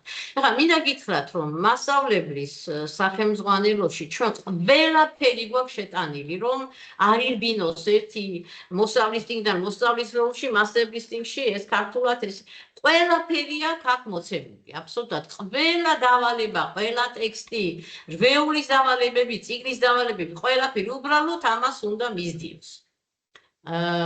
ოღონდ მთავარია რომ მოსწავლეებთან ეს ყველაფერი სათანადოდ მიიტანოს, რასაკვირველია. ხო. მოკლედ, აი რო დავფიქრდეთ, როგორ ფიქრობთ, თეორიული აზრი, აი თქვენთვის გამოთქვით მოსაზრებები, რომ აი ეს რეკლამის შექმნა, ნუ ვნახეთ, ეს ცოტა თავისებური ამბავია. აქ როგორც ხედავთ, აკვირდებიან სურათებს, კითხულობენ სიტყვებს და თითოეულ სურათში შესაბამის სიტყვას, ხო? აი აქ მოსწავლის ვეულში ნახავთ, რომ აგერ არის თვითონ აი ეს სიტყვები აქ უნდა მიუწეროს. აი მაგალითად, ასეთი ტიპის აქტივობა ქართულ ენაზე იქნება თუ მშობლიურ ენაზე იქნება, ხო? ალბათ ხვდებით, რომ ეს რასაკვირველია იქნება ქართულ ენაზე. ეს ბავშვები ამას რომ შეავსებენ და რასაკვირველია ერთად უნდა გასწორდეს, რომ სწორად ქონდათ მიწერილი, კონდეთ მიწერილი, მათ პატარა ლექსიკონი ექნებათ ამ სახით. ხომ ასეა? ეხლა გავაგრძელოთ სვლა. აი მაგალითად, ოჯახში რომ გამოკითხვა უნდა ჩაატარონ, ხო? რა ენაზე უნდა ჩატარდეს, რა ენაზე უნდა წარმოადგინონ კლასში ეს გამოკითხვა? აბა თქვენ გონებაში უპასუხეთ, რასაკვირველია მშობლიურ ენაზე, ხო? იმიტომ რომ ამდენი ქართული არ იციან. ესე იგი, როდესაც ოჯახის წევრებს ეკითხებიან, ამ დროს რაღაცას აცნობიერებენ, ხომ? ამ ინსტიტუციაზე. მოდიან ოჯახში, ისა საკლასო ოთახში წარადგენენ, მათი წარმოდგენები გამდიდდება, უი, ამ ოჯახში ის მომხდარა, იმ ოჯახში ის მომხდარა, ასე შემდეგ, უი, როგორი საჭირო ყოფილა ეს ინსტიტუცია, როგორ დახმარები, ასე შემდეგ. ეს ყველაფერი მიდის მშობლიურ ენაზე, ხომ სწორია?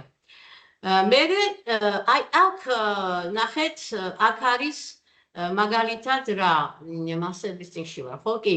ათვალიერებენ სურათებს და ცხრილში მოცემულ წინადადებებში უნდა მიუწერონ, რომელ სურათს უკავშირდება. აი შეხედეთ, ხის ვარიანტი სად არის? ალბათ აქ არის.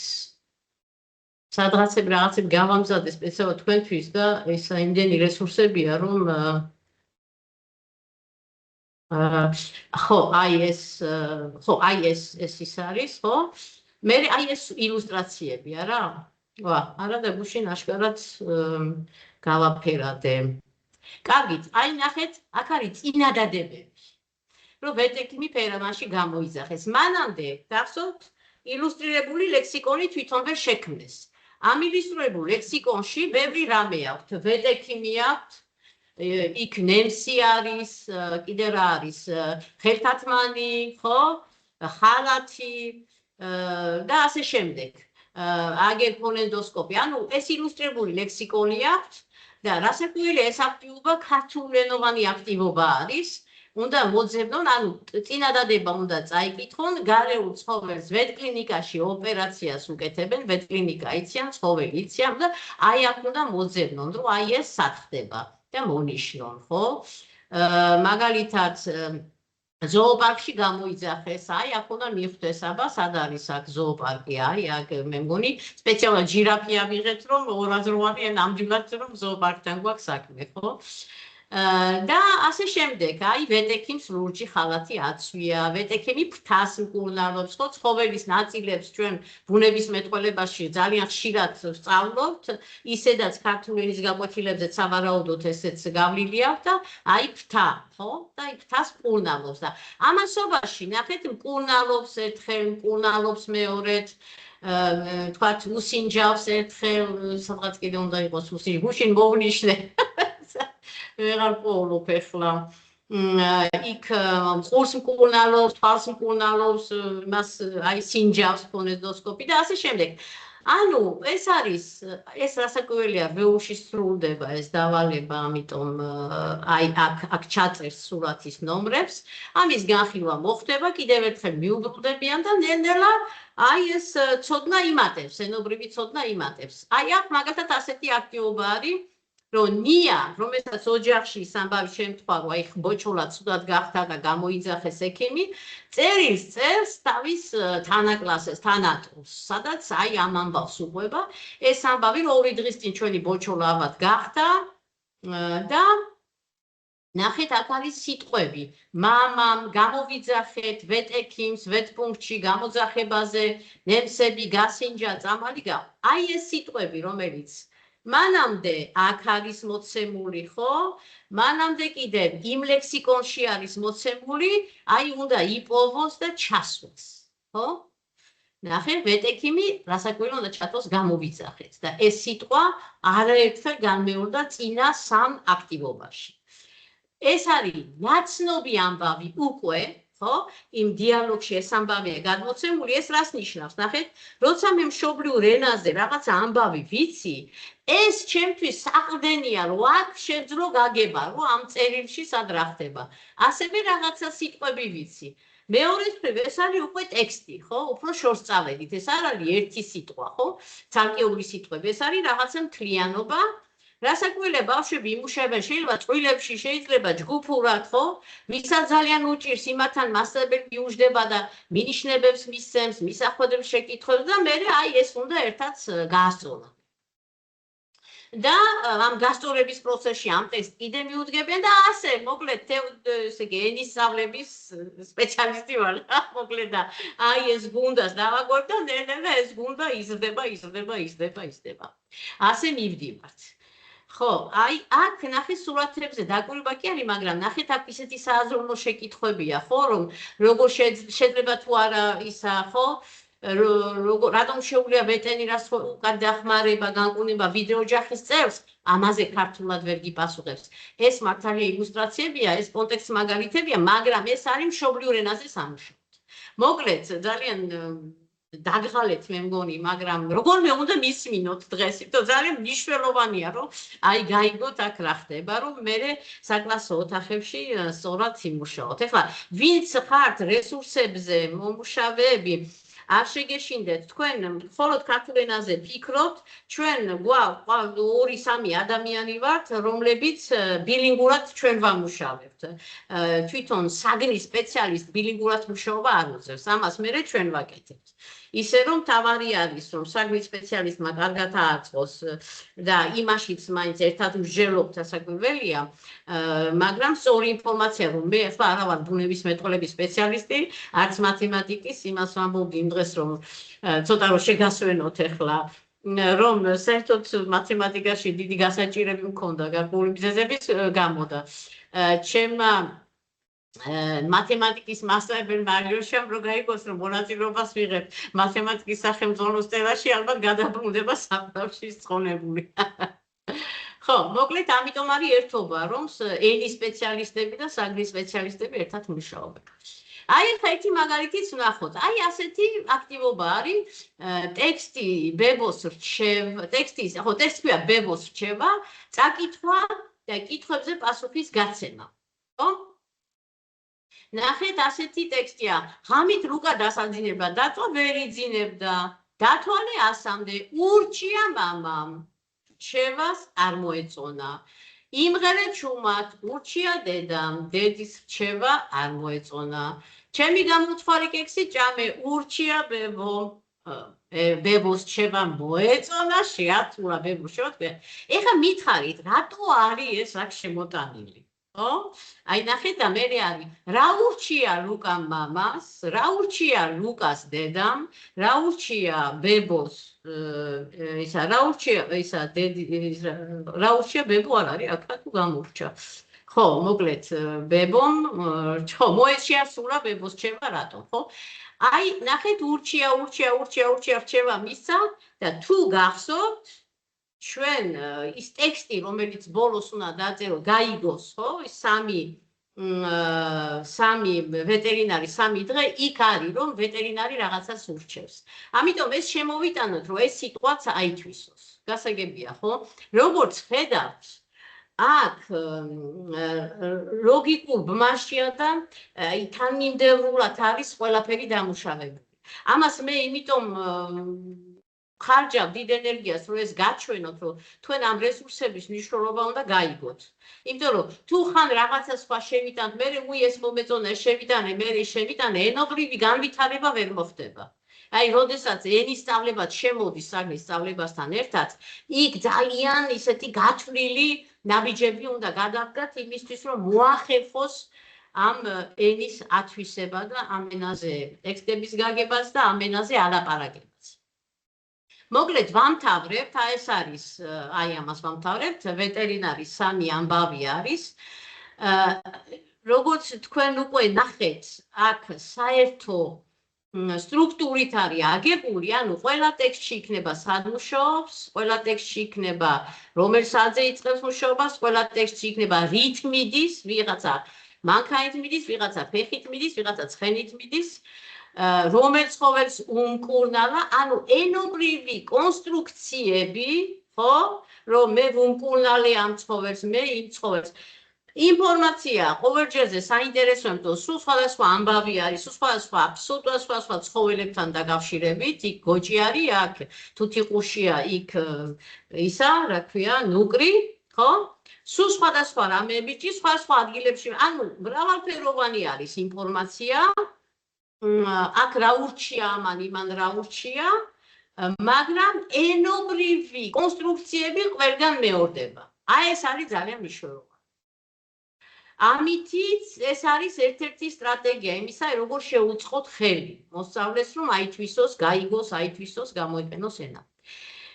შემდეგ აქ პატარა სავარჯიშოა, ხო, რასაკვირია, ხვდებით, რომ ეს 3 ტექსტი ქართულად წასაკითხე და ხვდებით რატომ. ხო, იმიტომ რომ მე თვითონ ქართულად უნდა აღწეროს თავისი ერთი დღე და ჩვენ ამისთვის ვამზადებთ მას, რომ მან ეს შეძლოს.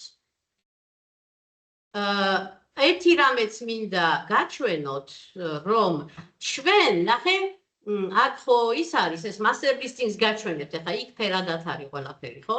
როგორც ხედავთ, ყველა ინფორმაცია არის master listing-ში მოცემული, ყველა. ნახეთ ჩვენ ვაძლევთ skills, აი ვეძახით, ხან სიტყვების სკივრი მივეცით, როცა წერილს წერდა, როცა ილუსტრაციების ქვეშ უნდა დაეწერა და ლექსიკონი შეედგინა. ახლა ვაძლევთ სიტყვების და შესიტყვებების skills. სად მუშაობ? შეიძლება თქვას სოფლის უბანში, ვეტპუნქტში, ქალაქის ვეტკლინიკაში, ხო? ნუ რას აკეთებს? სინჯავ, კურნალობ, ასე შემდეგ. რით დადიხარ მაგალითად, ხო? აი, ნახეთ, რებს თავაზობ, მანქანით, ცხენით, ფეხით, ველოსიპედით, სკუტერით, ავტობუსით, რატო?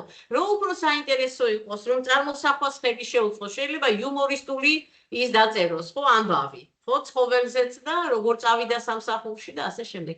ანუ აქ აქვს ფართო არჩევანი, ამას კითხულობს და თვითონ მე რომ უკვე მოიფიქრებს, რომელ ცხოველზე დაწერს, თვითონ რომ მოიფიქრებს, რომ სად მუშაობს, სოფლად თუ ქალაქად და ასე შემდეგ, აი მე შეუძლია ისა რა ქვია, ხო, ნახეთ, შეუძლია მივიდე იქამდე და ამითი დამთავრდება განხილვა. სიტყვები და რომელიც შეარჩია. აი თქვათ, რით მივდივარ სამსახურში, თვითონ აქ ჩაწერს, რომ შეარჩია, რომ წავიდა სკუტერით, მაგალითად, ხო? ამას რომ ჩამოწერს, რომელიც ცხოველი და მე უკვე დაიწყებს ნახატების კეთებას და მე უკვე ამ ნახატების აღწერაზე ვარჯიშს და მე უკვე ამის წარდგენას. აი ასე მეგობრებო, ეს ძალიან რთული მომენტი, ძალიან რთულია ასე ეკრანთან ამ ყველაფრის ჩვენება, ახსნა, განმარტება ძალიან განვიცდი იმას, რომ ალბათ გადაიღალეთ, მაგრამ როგორღაც უნდა დავაძლიოთ გადაღლა, რომ ბოლომდე გამომყვეთ. რაღაც მომენტში ვიფიქრე, რომ ორად ხوار გავყოთ დღეს და ხვალ. მაგრამ რა ვიცი, თუ ძალიან ბევრი მოიწერება ასი კაცი, რომ ხვალ გავაგრძელოთ, კი ბატონო, ხვალ გავაგრძელებთ. მაგრამ მე მგონია, რომ ჯობია გიყოჩაღოთ დღეს. თუმცა კი ბატონო, აი ჩემი კოლეგებს ხოს რომ თუ მოიწერებიან, რომ მოდი ნაწილი ხვალ ვქნათ, ანუ ჩვენ დაგვჭა აი ამ ყველაფრის შეჯამებას გავაკეთებთ და მე შეფასება და ამით დავამთავრებთ. ეხლა ვნახოთ უკვე გავიაზროთ როგორია რესურსებში ენათა მონაცვლეობის სტრატეგიები. ჩვენ ვიყენებთ 3 სტრატეგიას. ერთი სტრატეგია არის ეს. ახალი ცოდნის აგება ხდება მშობლიურ ენაზე, ხო? და მიღებული ცოდნების გადატანა სახელმწიფო ენის კონტექსტში. ანუ მე აქ რაღაცები გავიგე და აი ეს ყველაფერი უკვე მე გადამახს. აბა ვნახოთ უფრო კონკრეტულად, ხო? აქტივობები მშობლიურ ენაზე. ახალ საკითხთან დაკავშირებული წინარე ცოდნის გააქტიურება, მაგალითად, გონებრივი სამხვროს მაქსიმალური ამუშავებისთვის. რასაკვირველია, ბავშვმა ამ დროს ლექსიკურ ერთეულებზე კი არ უნდა იფიქროს, ვაიმე ის როგორ არა. იმან უნდა იფიქროს, რომ იმ ცოდნაზე, რომელიც მის იმაშია, ხო, გუშინ რომ თქვით, რა ქვია იმას, საცავებში, ხო? ამიტომ რასაკვირველია, ჩვენ მშობლიურ ენას ვიყენებთ. ახალი საკითხის პირველად გააზრებაზე მიმართული აქტივობები სხვადასხვა რესურსებზე დაყრდნობით, რასაკვირველია, ეს ხდება მშობლიურ ენაზე. მსჯელობაზე, მაღალი საზრუნო უნარების გააქტიურებაზე მიმართული შეკითხვები და აქტივობები. რასაკვირველია, ეს ხდება მშობლიურ ენაზე. მე მგონი, ამას უჩემოდათ თქვენ ხვდებით. მაშ რას ვაკეთებთ ქართულ ენაზე?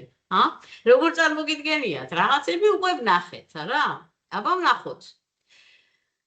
მშობლიურ ენაზე რა ცოდნას, აი ნახეთ ერთი რამე, რაც შეიძლება თქვენ გამოცდილებას უკავშირდება. ნახეთ, როდესაც მშობლიურ ენაზე რაღაც სფეროს ძალიან კარგად იცნობთ, იმ სფეროს მეორე ენაში, ვთქვათ, უცხოურ ენას სწავლობთ, ხო?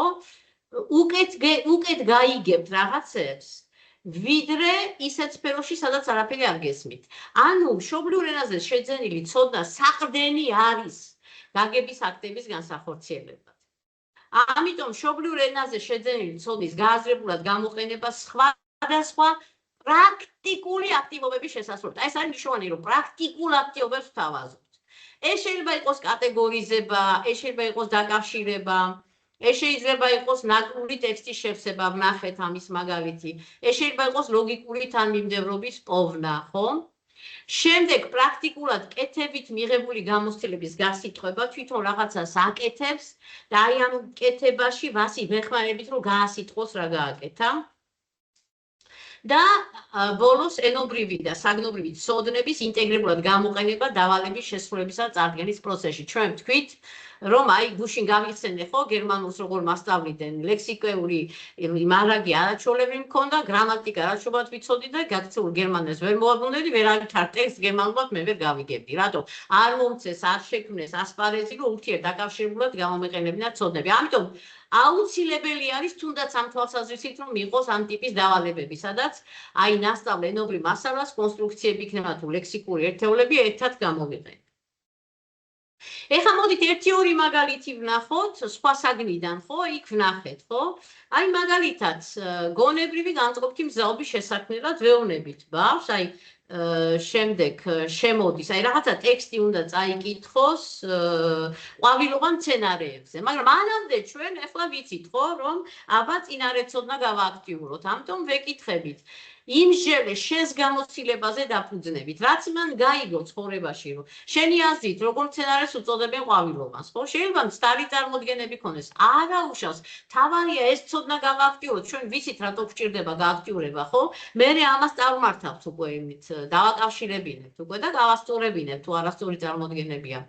არა ყვავილოვან მცენარე, შეგიძლია შენი თვალსაზრისით დასამტკიცებლად კონკრეტული მაგალითები გაიხსენო. ესე იგი, მან უნდა რაღაცა მცენარეები გაიხსენოს, რომელსაც ყვავილი აქვს, ყვავილი არ აქვს, ну, შეიძლება ხო, მოკლედ აი ესე, როგორც რასაკვირველია ეს ხდება მშობლიურ ენაზე, არა? აი ნახეთ, მცენარეთა ორგანოების ფუნქციებზე როდესაც ვამუშავებთ, ხო, უნდა დაფიქრდეს და იმჟელოს, ხო? აი ჩვენ ვეუბნებით, რომ აი მცენარეს ხოვლის სხვადასხვა ნაწილები აქვს, არა? ყველა ნაწილს თავის დანიშნულება აქვს, ყველა თავის საქმეს აკეთებს.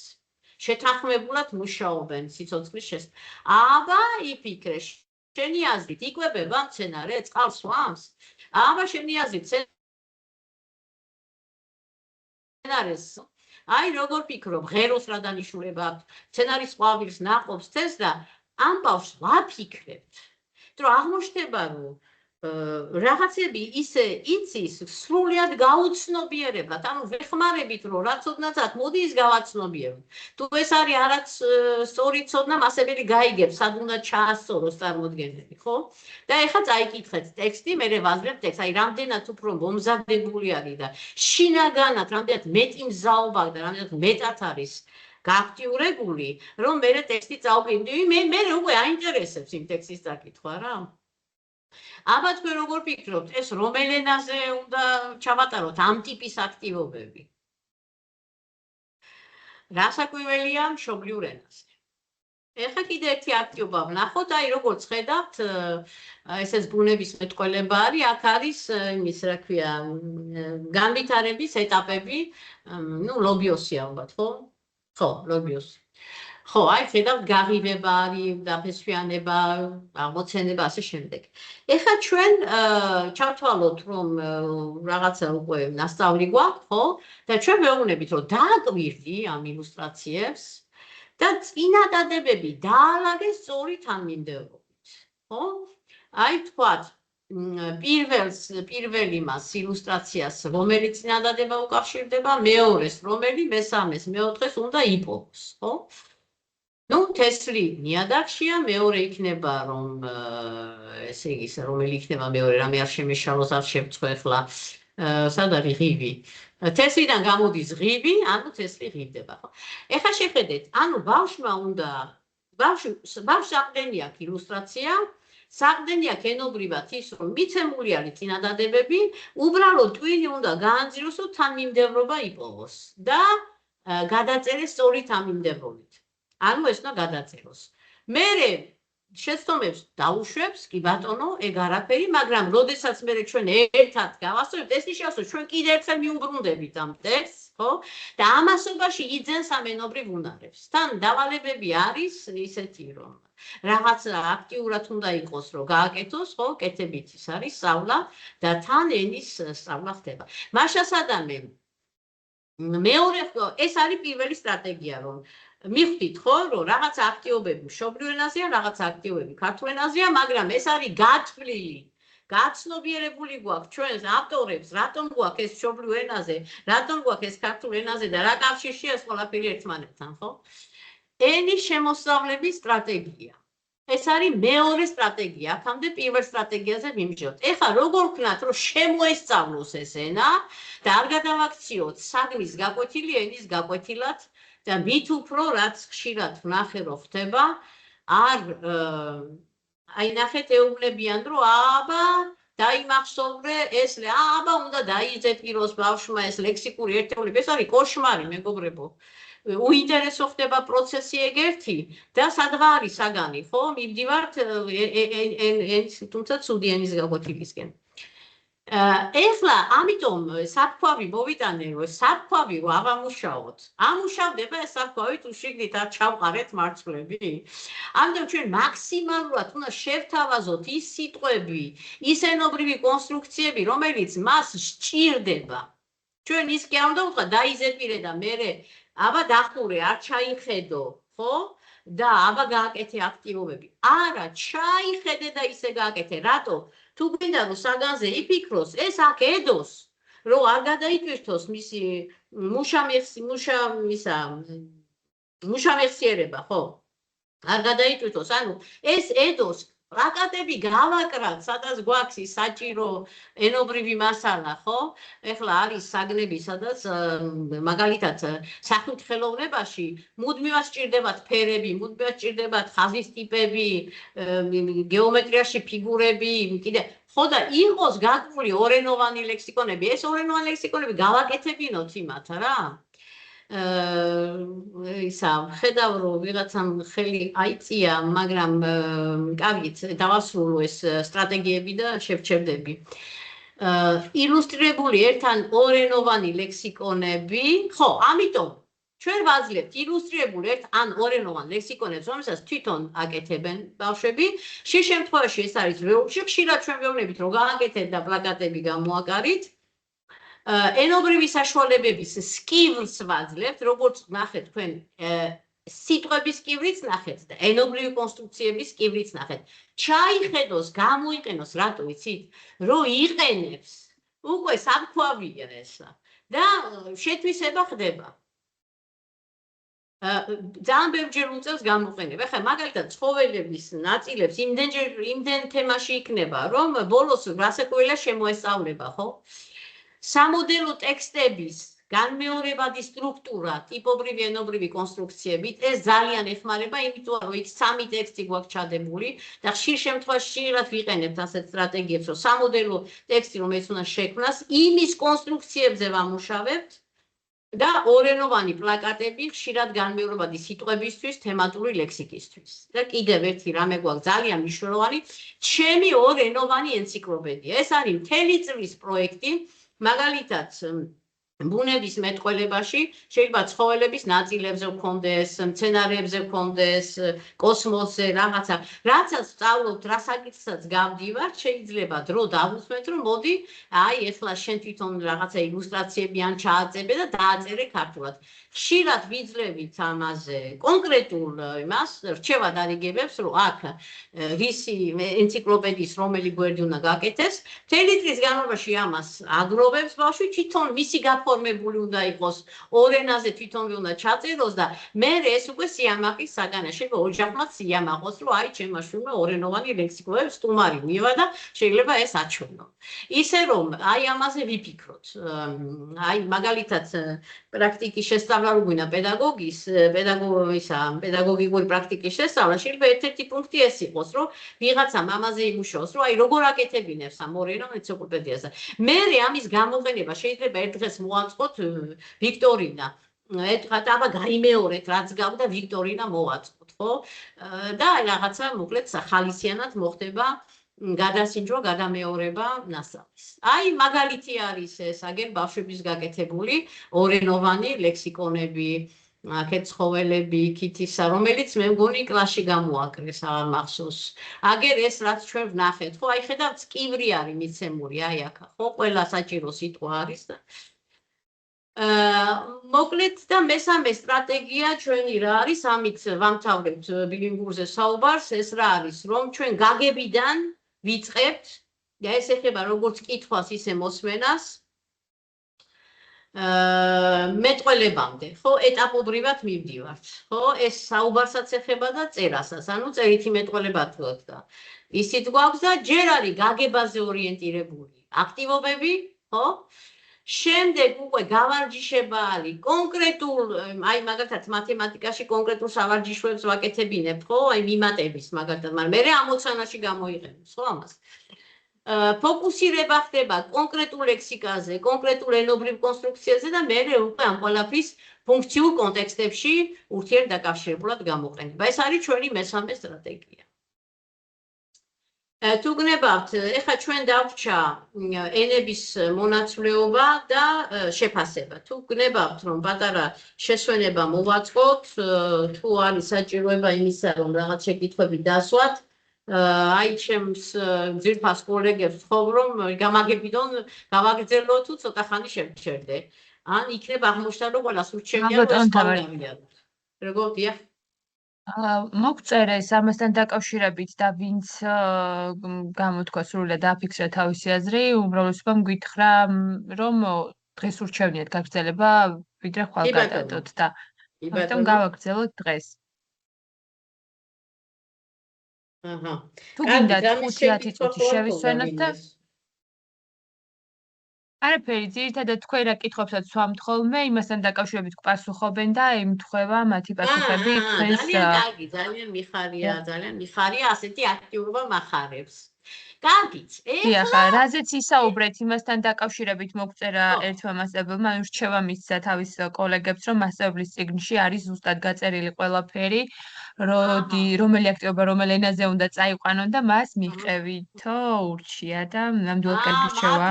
მადლობთ. გაგვეთახმებით ამ. ესე იგი ის ყოლია. თანამოაზრე თანაშილზე.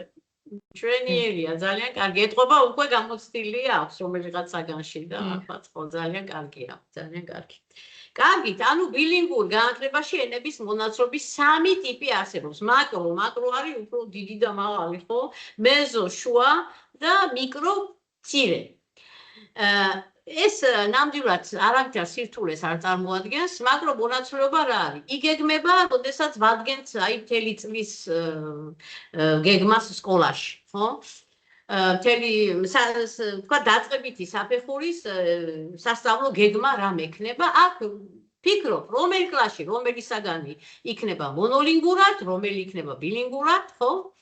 ან რომელი კლასში, რომელი თემა შეიძლება ერთი თემა მთლიანად მონოლინგურა იყოს და აი ნახეთ, ეს არის მაკრო მონაცვლეობა, რომ მე აქ სრული სურათი მაქვს, მაგალითად ხედავ, რომ ქართული ენის გაკვეთილები ქართულად მიდის, მშობლიური ენა მშობლიურად და აი მათემატიკაში პირველ კლასში მშობლიურად ვასწავლე, მეორე კლასში ბილინგურად, ხო?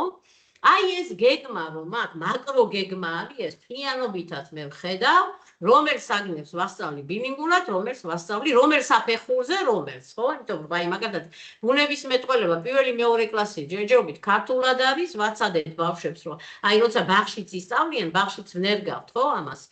ბაღიდან წამოსული მოსწავლეები შეიძლება აქ უკვე ბუნებისმეტყველება პირველ კლასიდან დააგზავნონ. ჯერჯერობით ვაცდით. ბილინგურად, ვთქვათ, მე-3-4 კლასია ბუნებისმეტყველება, ხო?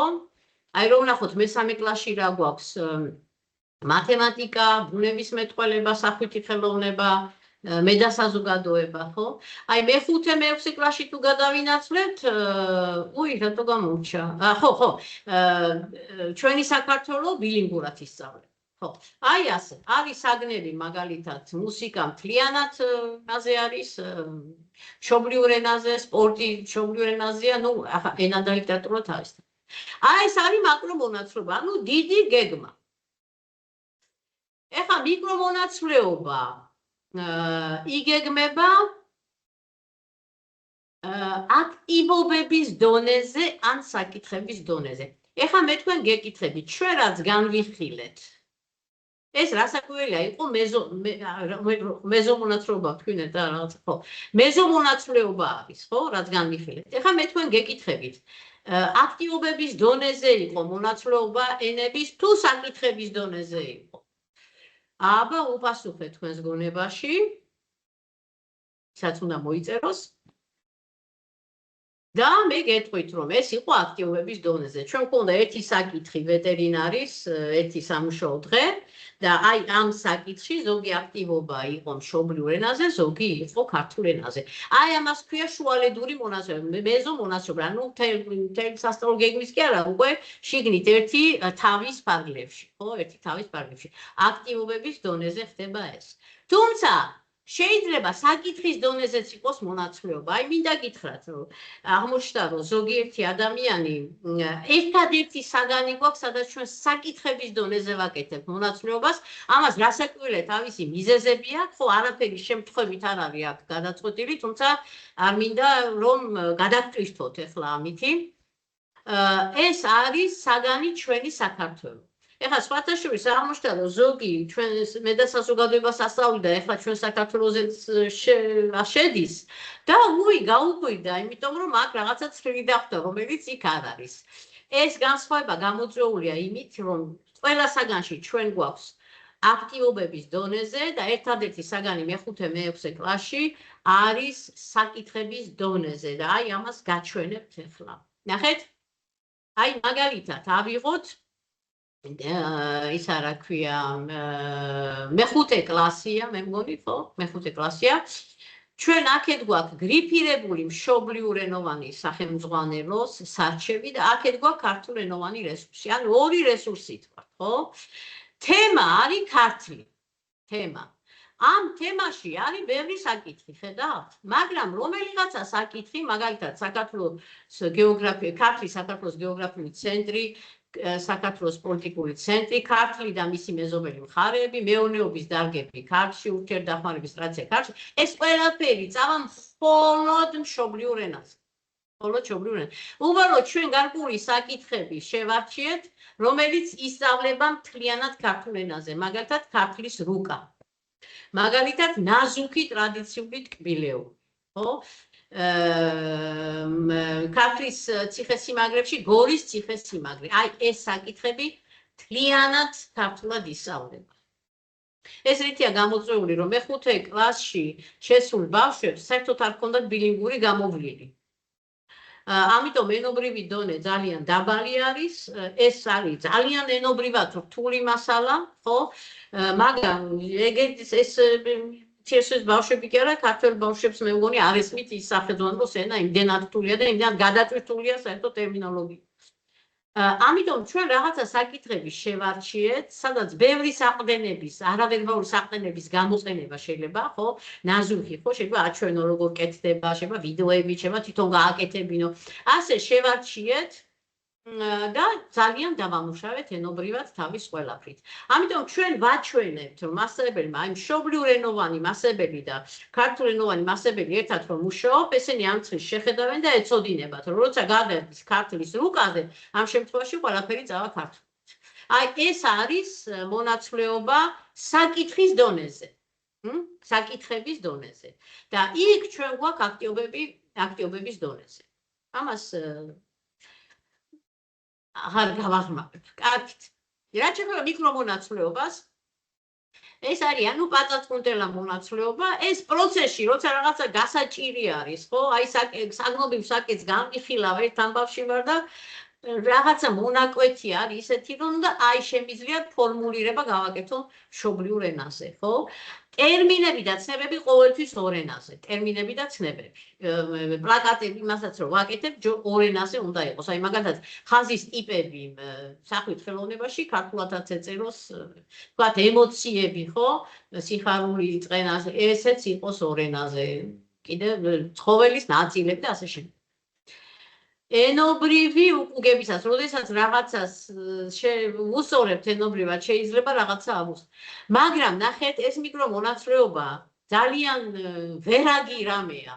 იმიტომ რომ ხშირად რა ხდება, რომ გადავალ მშობლიურ ენაზე და აღარ ჩერდები ვაგრძელებ და მე როდის ბრუნდები. არა, ეს მიკრო, იმიტომ ქვია, რომ ერთი ნაბიჯი გადავგი მშობლიურ ენაზე გარკვეული საჭიროებისგან არ გამიწყდეს გაგების უნარები, მაგრამ გადმოვდგი უკან.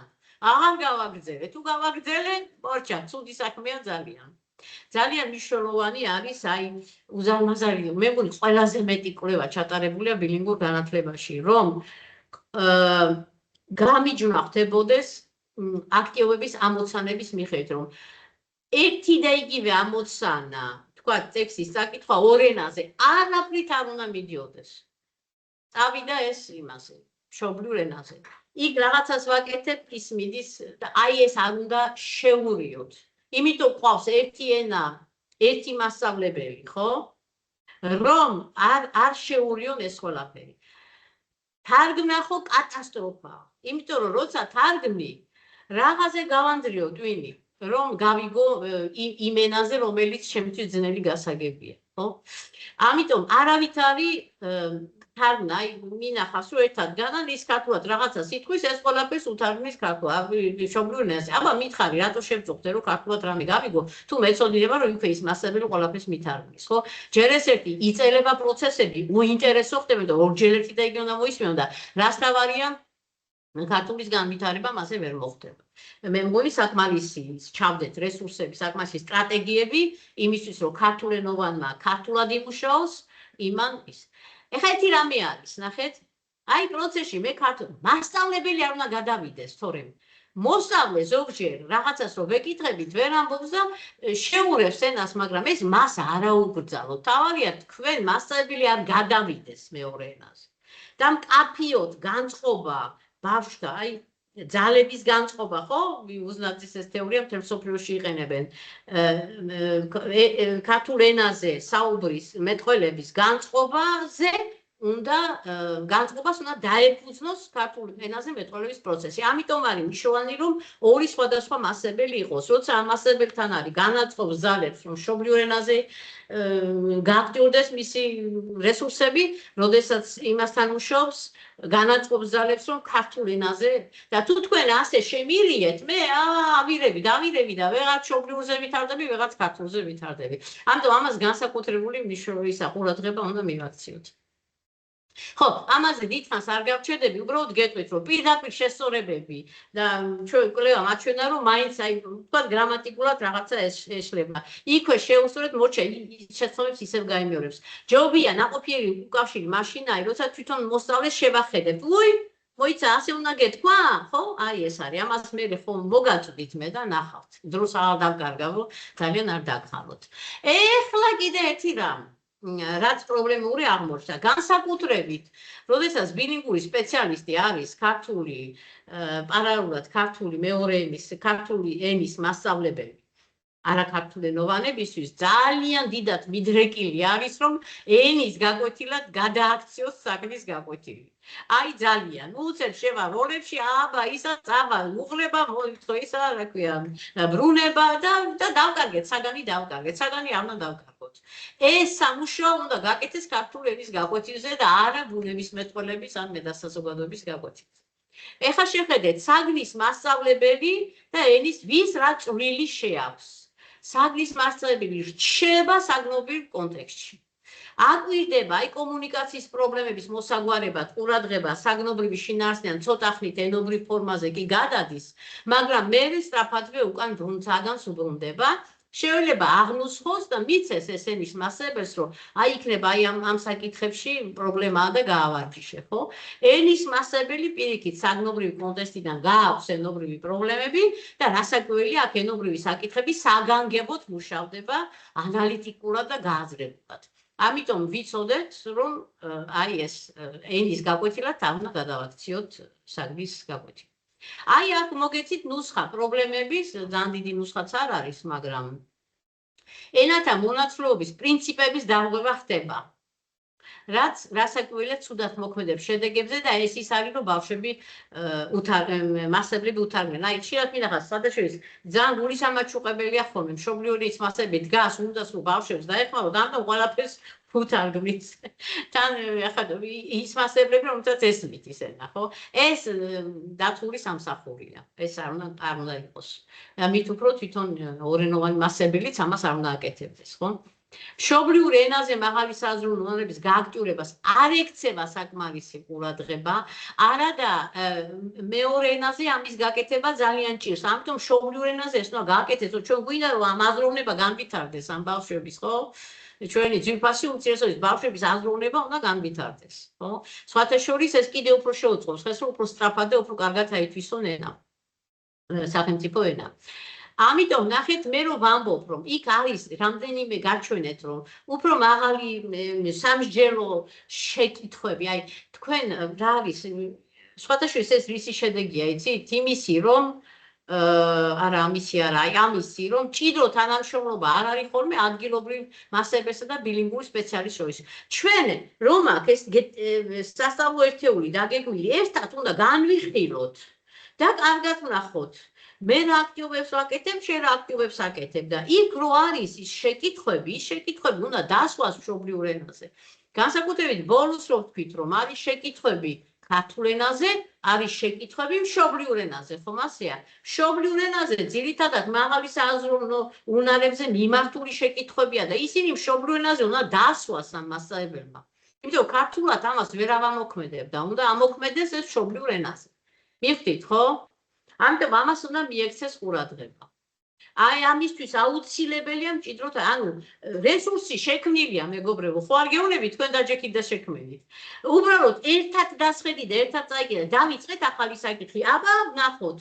აი და იქ ორივე რესურსი გაქვს, ქართულენოვანი, ორენოვანი და ნახავთ, რა აი ამას ვაკეთებ, ამ შეკითხვებს დავსვამ, მე ამას ეს უნდა დანახული იქნას და გაგებული იქნას.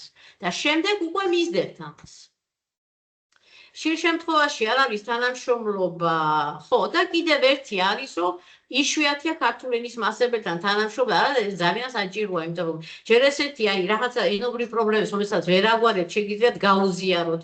შეიძლება მანამდე თუ აპირებთ, დავუშვათ რაღაცა, არ ვიცი, ცხოველების ნაწილებს, შეიძლება კითხოთ მასწავლებელს, რომ ამ მასალიდან ქართულზე რა არის, რაც მათ ნასწავლი აქვს და გეცოდინებათ, რომ ეს კარგი საყრდენებია, ეს მას უკვე ნასწავლი აქვს ბავშვს, ხო? ყოველ შემთხვევაში, რასაკვირველია, ეს თანამშრომლობა აუცილებელია. ბილინგურზე მოვჭით საუბარს, ეხლა ერთი 3 კადრი თუ 3 კადრი გვაქვს უკვე განმავითარებელი, შემაჯამებელი შეფასება. მთლიანობაში შეიძლება 7 წუთი დაგჭირდეთ და მინდა რომ დაგამშვიდოთ, რომ მოიკრიბოთ ძალა ამ 7 წუთისთვის. და მერე გაგანებებთ თავს. უბრალოდ ვეღარ გადამიჩებით, რა კი ამ პროგრამაში ხართ უჩემთან. მოკლედ ვითანამშრომლებთ. განმავითარებელი, შემაჯამებელი შეფასება. ხო. ბერს ვფიქრობდი, ეს ჯობია თუ ეს და მე მგონი ეს ჯობია. ნახეთ. ჩვენ გვაქვს ჩვენ საუბრობთ ცოდნის სტრუქტურებზე, ხო? ცნება ეს არის სტრუქტურირებული ცოდნა, ჩვენ ვამბობთ, რომ სხვა ცოდნების ურთიერთდაკავშირება უნდა გქონდეს. ანუ რაღაცა ცოდნის სტრუქტურები უნდა ჩამოყალიბდეს. გახსოვთ ხო, მტევანზე რო ვისაუბრეთ. ხო? 3 მტევანი რო აიღოს, რამდენად მეტი მარცვალია, ვიდრე ასე თითით რო აიღო მარცვალი ერთიორი, ხო? და ეს მტევნები არის ეს საზროვნო ისინი, რა ქვია, აზრობრივი სქემები, რომელიც გუშინ განვიხილეთ. ამიტომ, როდესაც ვაფასებთ, ჩვენ ცოდნის სტრუქტურებს ვაფასებთ.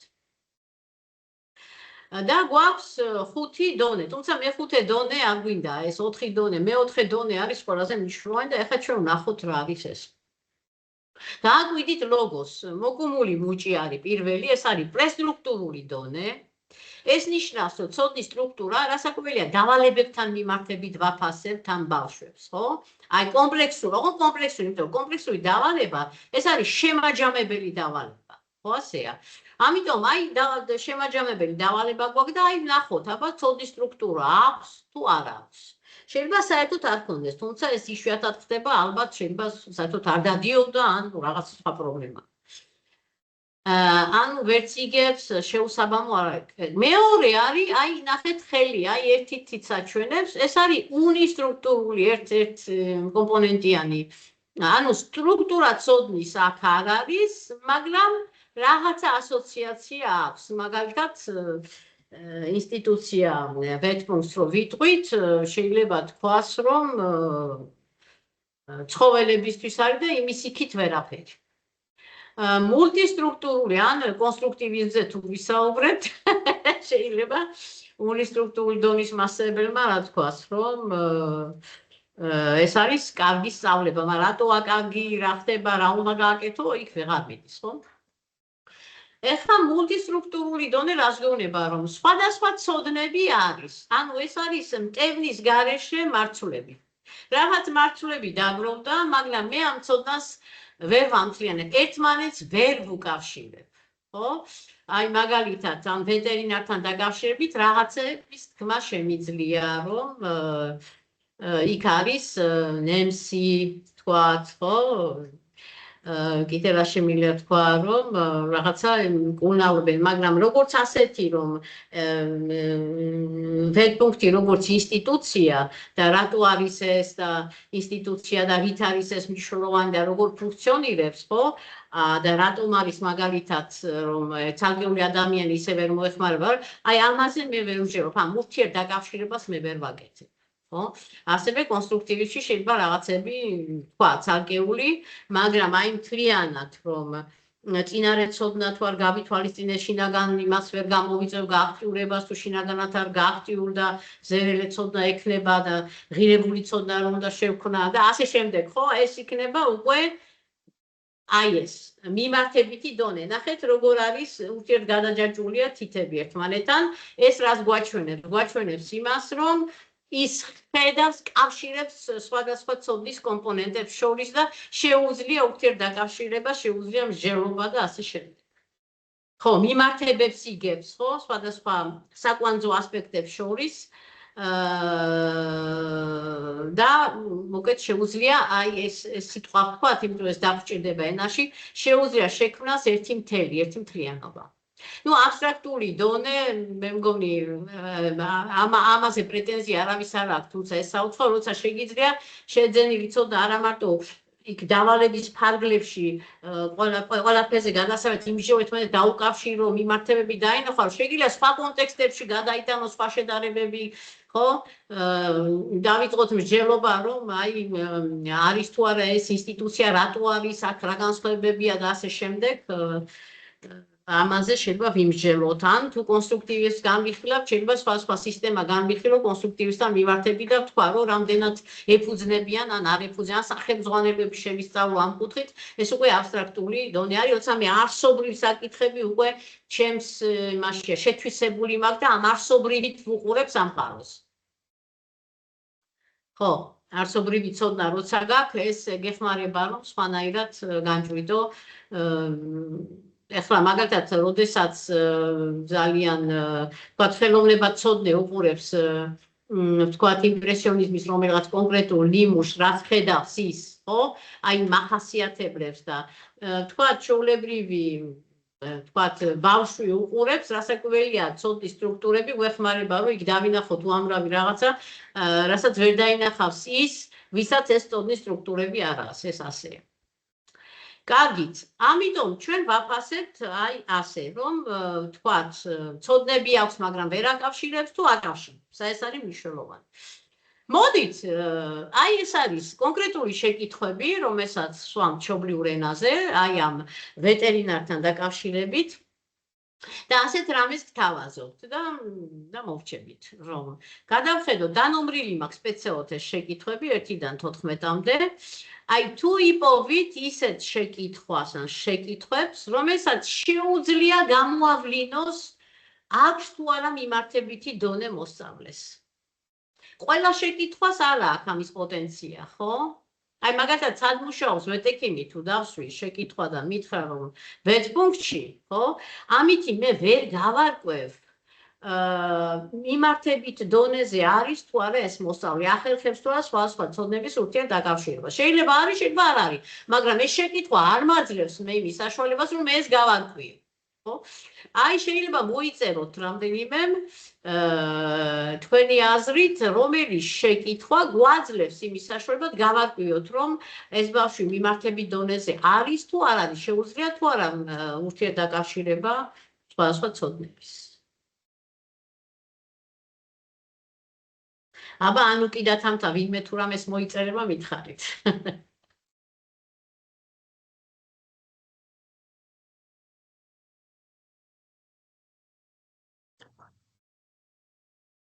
აი მე-11-ს წერენ. აბა ვნახოთ, რა გაიგე ახალი, რით გაიმდიდრე ცოდნა გამოცდილება, სადან როგორ გამოიყენებ შეძენილ ცოდნას. რასაკვირველია, ეს არის მიმართებითი დონე. ბავშვი თუ აი ამ ყველაფერს გააცნობიერებს, ხო? აი ამ ვეტექიმის იმის დასრულების შემდეგ ცოდნა რითი გაიმდიდრა, ხო? და სად შეძლებს ამ ცოდნის გამოყენებას, ეს რასაკვირველია, ნამდვილად დიდი მადლობა, ეს არის მიმართებითი დონე. რასაკვირველია ბავშვმა შეიძლება უპასუხოს მერვეც აქვთ მოწერილი. მერვე შეკითხვა. მერვე შეკითხვაც მოხდა ვეტპუნქტი რომ არ არსებობდეს. ამასაც კი. იმიტომ რომ აქ იმდენი რაღაცა უნდა ურთიერთდააკავშიროს, რომ რა მოხდებოდა და თქვათ ვეტპუნქტში გაერთიანებული არის აღჭურვილობა, იმის მქონე, ცოდნის მქონე ადამიანები, ისა რა ქვია, ინფრასტრუქტურა, ნუ ინფრასტრუქტურის ბავშვი არ იტყვის, მაგრამ ხო? და აი ამის გარეშე კონკრეტული ადამიანი, რომელსაც მეზობელი, ხო, ვერაფრით იმ დახმარებას ვერ გამიწევს, როცა მაგალითად ასეთი პრობლემა აქვს ცხოველს, ხო და ალბათ ის ცხოველი დაიღუპება და რა გამოვიდა, რომ მან შეიძლება და ასე შემდეგ რა. მოკლედ, ესეც გდია მიმართებითი დონეა. ოღონდ რასაკვირველია ბავშვმა ერთმა შეიძლება ვერ უპასუხოს მიმართებით დონეზე, შეიძლება გითხრას, რომ ეს იქნებოდა ცუდი. აი, ეს რა არის? ეს არის უნისტრუქტურული დონე, ან სად გამოიყენებ, ხო? ნუ რასაკვირველია, მოსწავლის პასუხზე დამოკიდებულია, რომ ან გიპასუხებს, ან ვერ გიპასუხებს იმ მიმართებით დონეზე, ხო? მაგრამ აი ეს შეკითხვები, რომელიც მშობლიურ ენაზე გვაქვს დასმული, საშუალებას აძლევს მასებს გააკვიროს, რომ აი რამდენად მოახერხა არსში ჩასვლა. აი ამ კონკრეტულიდან თუ მივიდა იმ არსობრივ ასპექტებამდე, რასაც გულისხმობდა ამ შემთხვევაში ცნება ვეტპუნქტი, ინსტიტუცია, ასე ვთქვათ, ხო? ხო. აი ასე, მოკლედ აქ არაერთი არის ასეთი შეკითხვა, თქვათ, რისთვისაც სამსახური, რომელშიც ვეტექიმი მუშაობს, ეს ვერ გამოავლენს, არის თუ არა ბავშვი, ხო? არც დიდად მეცხრე შეკითხვა. ხო, დანარჩენი ძირითადად უფრო ისეთია, კომპლექსური შეკითხვები არის, ხო? აი მაგალითად, დავალებაზე მუშაობის პროცესში რა გაგიწევდა ეს ძალიან მაღალი დონე, იმიტომ ეს არის მეტაკოგნიცია, ანუ მე შემიძლია გვერდიდან დავაკვირდე პროცესს, რომელშიც მე ჩართული ვიყავი, ხო? აი თევზი წყალში ვარ, ხო ვერაცნობებს, რომ წყალშია და თუ გამოვიდა შეხედო, უი, მე აქ წყალში დავწვირა, ეს უკვე მაღალი დონეა, ხო? აგინო პრეზენტაცია მომეწონა თუ არ მომეწონა, რასაკვირველია, რას გიპასუხებს ბავშვი, შეიძლება თქვას, რომ ძალიან მომეწონა, იმიტომ რომ კარგი მწვანე ფერი არის მის ნახატებში, ხო? ეს იქნება უნისტრუქტურული დონე, ხო? ეხლა მიმართების დონეზე გაცილებით მეტ რაღაცას შეამჩნევს თუ ის ცოდნის სტრუქტურები აქვს გონებაში. აი ასე მეგობრებო, რაც შეეხება ქართულენოვან შეკითხვებს, როგორც თქვენ ხედავთ, ეს ვერ იქნება მაღალ საზრუნო უნარებზე. ხო? აქ არის უბრალოდ რაც ჩვენ ქართულად შევასწავლებ, ვინ ხარ, რომელ სანძე იწყებ, როგორც ვეტერინარმა უნდა იპასუხოს, სად და რიდადი ხარ სამსახურში, კიდევ ვინ მუშაობს, იქ მუშაობს, რა მოხდა, რომელ ცხოვრეს უმკურნალი, რა თქმა უნდა. თუ ბავშვმა ნახეთ, შეძრო გაბმულად ლაპარაკი, ანუ შექმნა ერთი მთლიანი ტექსტი, ხო? დაიწყო და დაამთავრა. მაშინ ეს რასაკვირველია უნდა ვთქვათ, რომ ენობრივი თვალსაზრისით შექმნა რაღაც მთელი, აი დაიწყო წარმოდგენა და ჩავიდა ბოლოში, რომ ეს მიმართებითი დონე აუცილებლად. თუ მე ვუსვამ შეკითხვებს, ვეხმარები, აბა ნახე, აბა ამ ნახატზე რა გაქვს, ეს რომელიც სამსახურს, ესა, მაშინ ეს იქნება უფრო მულტისტრუქტურული დონე. აი რომ გაჩვენოთ, ჩვენ კიდე ერთი კარგი ამბავი რო გითხრათ. სახელმძღვანელოების ბოლოს ყველა კომპლექსური დავალებისთვის ჩადებული გვაქვს აი ეს შეფასების სქემები, აი მაგალითად ვეტერინარის როლის მორგება. ისე რომ აქ თქვენ თავისუფლად შეგიძლიათ მიღწევის დონე დაადგინოთ თუ ამ შეკითხვებით წახვალთ. ანუ ნახეთ, აქ არის სამიზნე ცნება, ეს გრძელვადიანი მიზანი არის, ხო? ინსტიტუცია. აქ დავალების კრიტერიუმები არის, ხო? რომელიც უკავშირდება გრძელვადიან მიზნებს, არა? აგერ ვნახეთ, რომ თემა ეს არის, საკითხი ეს არის, კომპლექსური დავალება ეს იყო და ამ დავალებაში ვნახოთ, აბა, მიმართების დონეზე მივედით თუ ვერ მივედით. შეიძლება ერთ საკითხში ვერ მივიდეთ, მეორეში ვერ, მესამეში მივედით. უი, ეს უკვე ნიშნავს, რომ ჩაწვდა ინსტიტუცია რა არის იმას, ხო? აი ნახეთ როგორ არის რისთვისაც სამსახურში და აქ რას ველოდებით, რა მოხდებოდა ვეტპუნქტი რო არსებობს, რა პროფესია, აქ რა შეუძლია იმსჯელოს, ხო? ვეტერინარის სამსახურის ფუნქციებზე დაუკავშიროს ერთმანეთს ვეტპუნქტის ფუნქციები, საშუალებები, საქმიანობები, საზოგადოების საჭიროებებთან დააკავშიროს. დაასაბუთოს ვეტპუნქტის როგორც ინსტიტუციის მნიშვნელობა საზოგადოების ახსნას რისთვისაც საჭირო, ხო? ეხლა რაც შეეხება ქართულს, ხო, ჩვენ ნახეთ, რომ ტექსტი ეს არის ვეტერინარის ერთი სამუშაო დღის აღწერა და ახალი ლექსიკის გამოყენება. აი ნახეთ, მიმართებითი დონე აქ აღწერილი. ხო, ბავშვი თუ ამას ვერ აკეთებს, მიმართებითი დონეზე ვერ არის. შექმნას და წარიგდოს მიზნობრივი მთლიანობა. ანუ მე ვიცი, რომ აღწერითი ტექსტი უნდა შექმნა, უნდა აღწერო ჩემი ერთი დღე, აი ეს მიზნობრივი მთლიანობა თუ წარმოვადგინე, მაშინ მე მიმართებით დონეზე ვარ, ხო? ანუ მე არის დაზუსტებები, სათანადო ლექსიკის გამოყენებით შეუძლია აღწეროს ვეტერინარის ერთი დღე და მე ჩამონათვალია, რომ მასებმა კარგად გააზრდოს, რისგან უნდა შედგებოდეს ეს ტექსტი, ხო? როდის და რით მიდის, რას აკეთებს, როგორ ზრუნავს და ასე შემდეგ. მე შეიძლება ეს ბოლო კადრია, გამხსნევდით მეგობრებო. შეიძლება მე არა ვარ, ვერ ვახერხებ რა, მაგრამ ასებელი მაშინ მე მეხმარება. ეს შეკითხვები იმისთვის არის, რომ მოსწავლეს დავეხმარო თუ პირავი ახლა ხელები კი არ იმასნებ, უი ვერ ამბობს დაჯექი, არა. დავეხმაროთ, რომ აბა სამსახურში რით იმედიხარ, ვერ პასუხობს, კიდე დავეხმარებით, ველოსიპედით მიდიხარ თუ მანქანით, თუ ფეხით, ხო? და ესე ვეხმარებით, თუ პასუხობს, უბრალოდ ჩვენ გვეცოდინება, რომ ჯერჯერობით არის მულტისტრუქტურულ დონეზე. და კიდევ ერთი რამე კარგი ამბავი, რომ ეს იმას არ ნიშნავს, ბავშვი რომ ვთქვათ, უნისტრუქტურა, ეს ნიშნავს, რომ ცოდნები ვერ შეიძინა გარკვეული მიზეზები, შეიძლება მე ვიყო დამნაშავე წიგნის ავტორი, შეიძლება მასწავლებელი, შეიძლება ვერ მივუდექი იმ დონეზე, ვერ ჩავედი რა დონეზეც ის იყო და ასე შემდეგ. მაგრამ იმას არ ნიშნავს, რომ მას უნარები არ აქვს. ამით არის არაჩვეულებრივი, აქ უნარების განსჯა არ ხდება. აქ ნახეთ, უნარები კონკრეტულ შინაარსებში, აი მე მაგალითად, ხო? რომ გამომიგზავნოთ მეცნიერული ნაშრომი ქიმიის დარგში, ზუსტად გეტყვით, რომ ძალიან მაგარი იქნება თუ უნისტრუქტურულ დონეზე ვიქნები. შეიძლება აღმოჩნდეს, რომ საერთოდ პრესტრო არც ერთი სტრუქტურული არა, H2SO4 ვიცი მაგალითად. აღმოჩნდება, რომ მაგრამ ეს იმას ნიშნავს, რომ მე საზრუნო უნარები განუვითარებელი მაქვს. არა მგონია, რომ ამას ფიქრობდეთ. ეს იმას ნიშნავს, რომ მე არა მაქვს ცოდნები ამ დარგში, ხო? ამიტომ ვერ ვავლენ ჩემ უნარებს, მაგრამ შეიძლება ეს უნარები გამოვლენ სხვა რამეში. ამიტომ აი ძალიან მნიშვნელოვანი ჩვენ აი ბავშვებს რა უყვართ, რა ეხერხებათ იქ ვნახოთ და იქიდან წამოვიყვანოთ მერე ჩვენსკენ.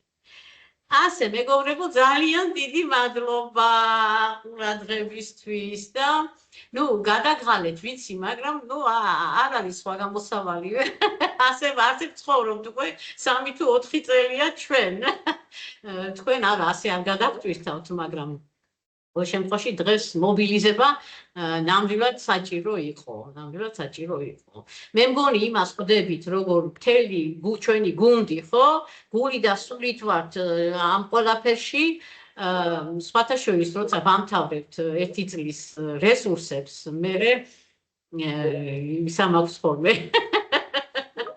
გამოგიგზავნით. როგორ გიქამე, აუდიო ანგარიში, რომელიც თავდება დიდი სიმღერით რა, ამიტომ რომ უზარმაზარ ენერგიებს ხარჯავთ ამ ყველაფერში, რასაკვირველია. ხო, ამიტომ ჩვენ ამას ერთადერთი რასაც ვითხოვთ, რომ ვიყოთ ამ ყველაფერში გულით და სულით ჩართულები. აი ამას ვითხოვთ. თუ გძნობთ, რომ ეს ვერა ჯობია გახვიდეთ და იმ სფეროში მოძებნოთ თქვენი თავი, სადაც იქნებით ასე სული და გული ჩართულები. თუმცა მე დიდი იმედი მაქვს, რომ მე ვცდილობ, რომ თქვენშიც ავაგზნო ის წესრიგი, რომელიც თქვენ მერე თქვენს მოსწავლეებში და თქვენ სკოლებში იქაც ძალიან რთულ სიტუაციებია ხანდახან მასწავლებლის მხრიდან, დირექტორის მხრიდან, მაგრამ აი სიყვარულით უნდა გავიტანოთ ეს ყველაფერი.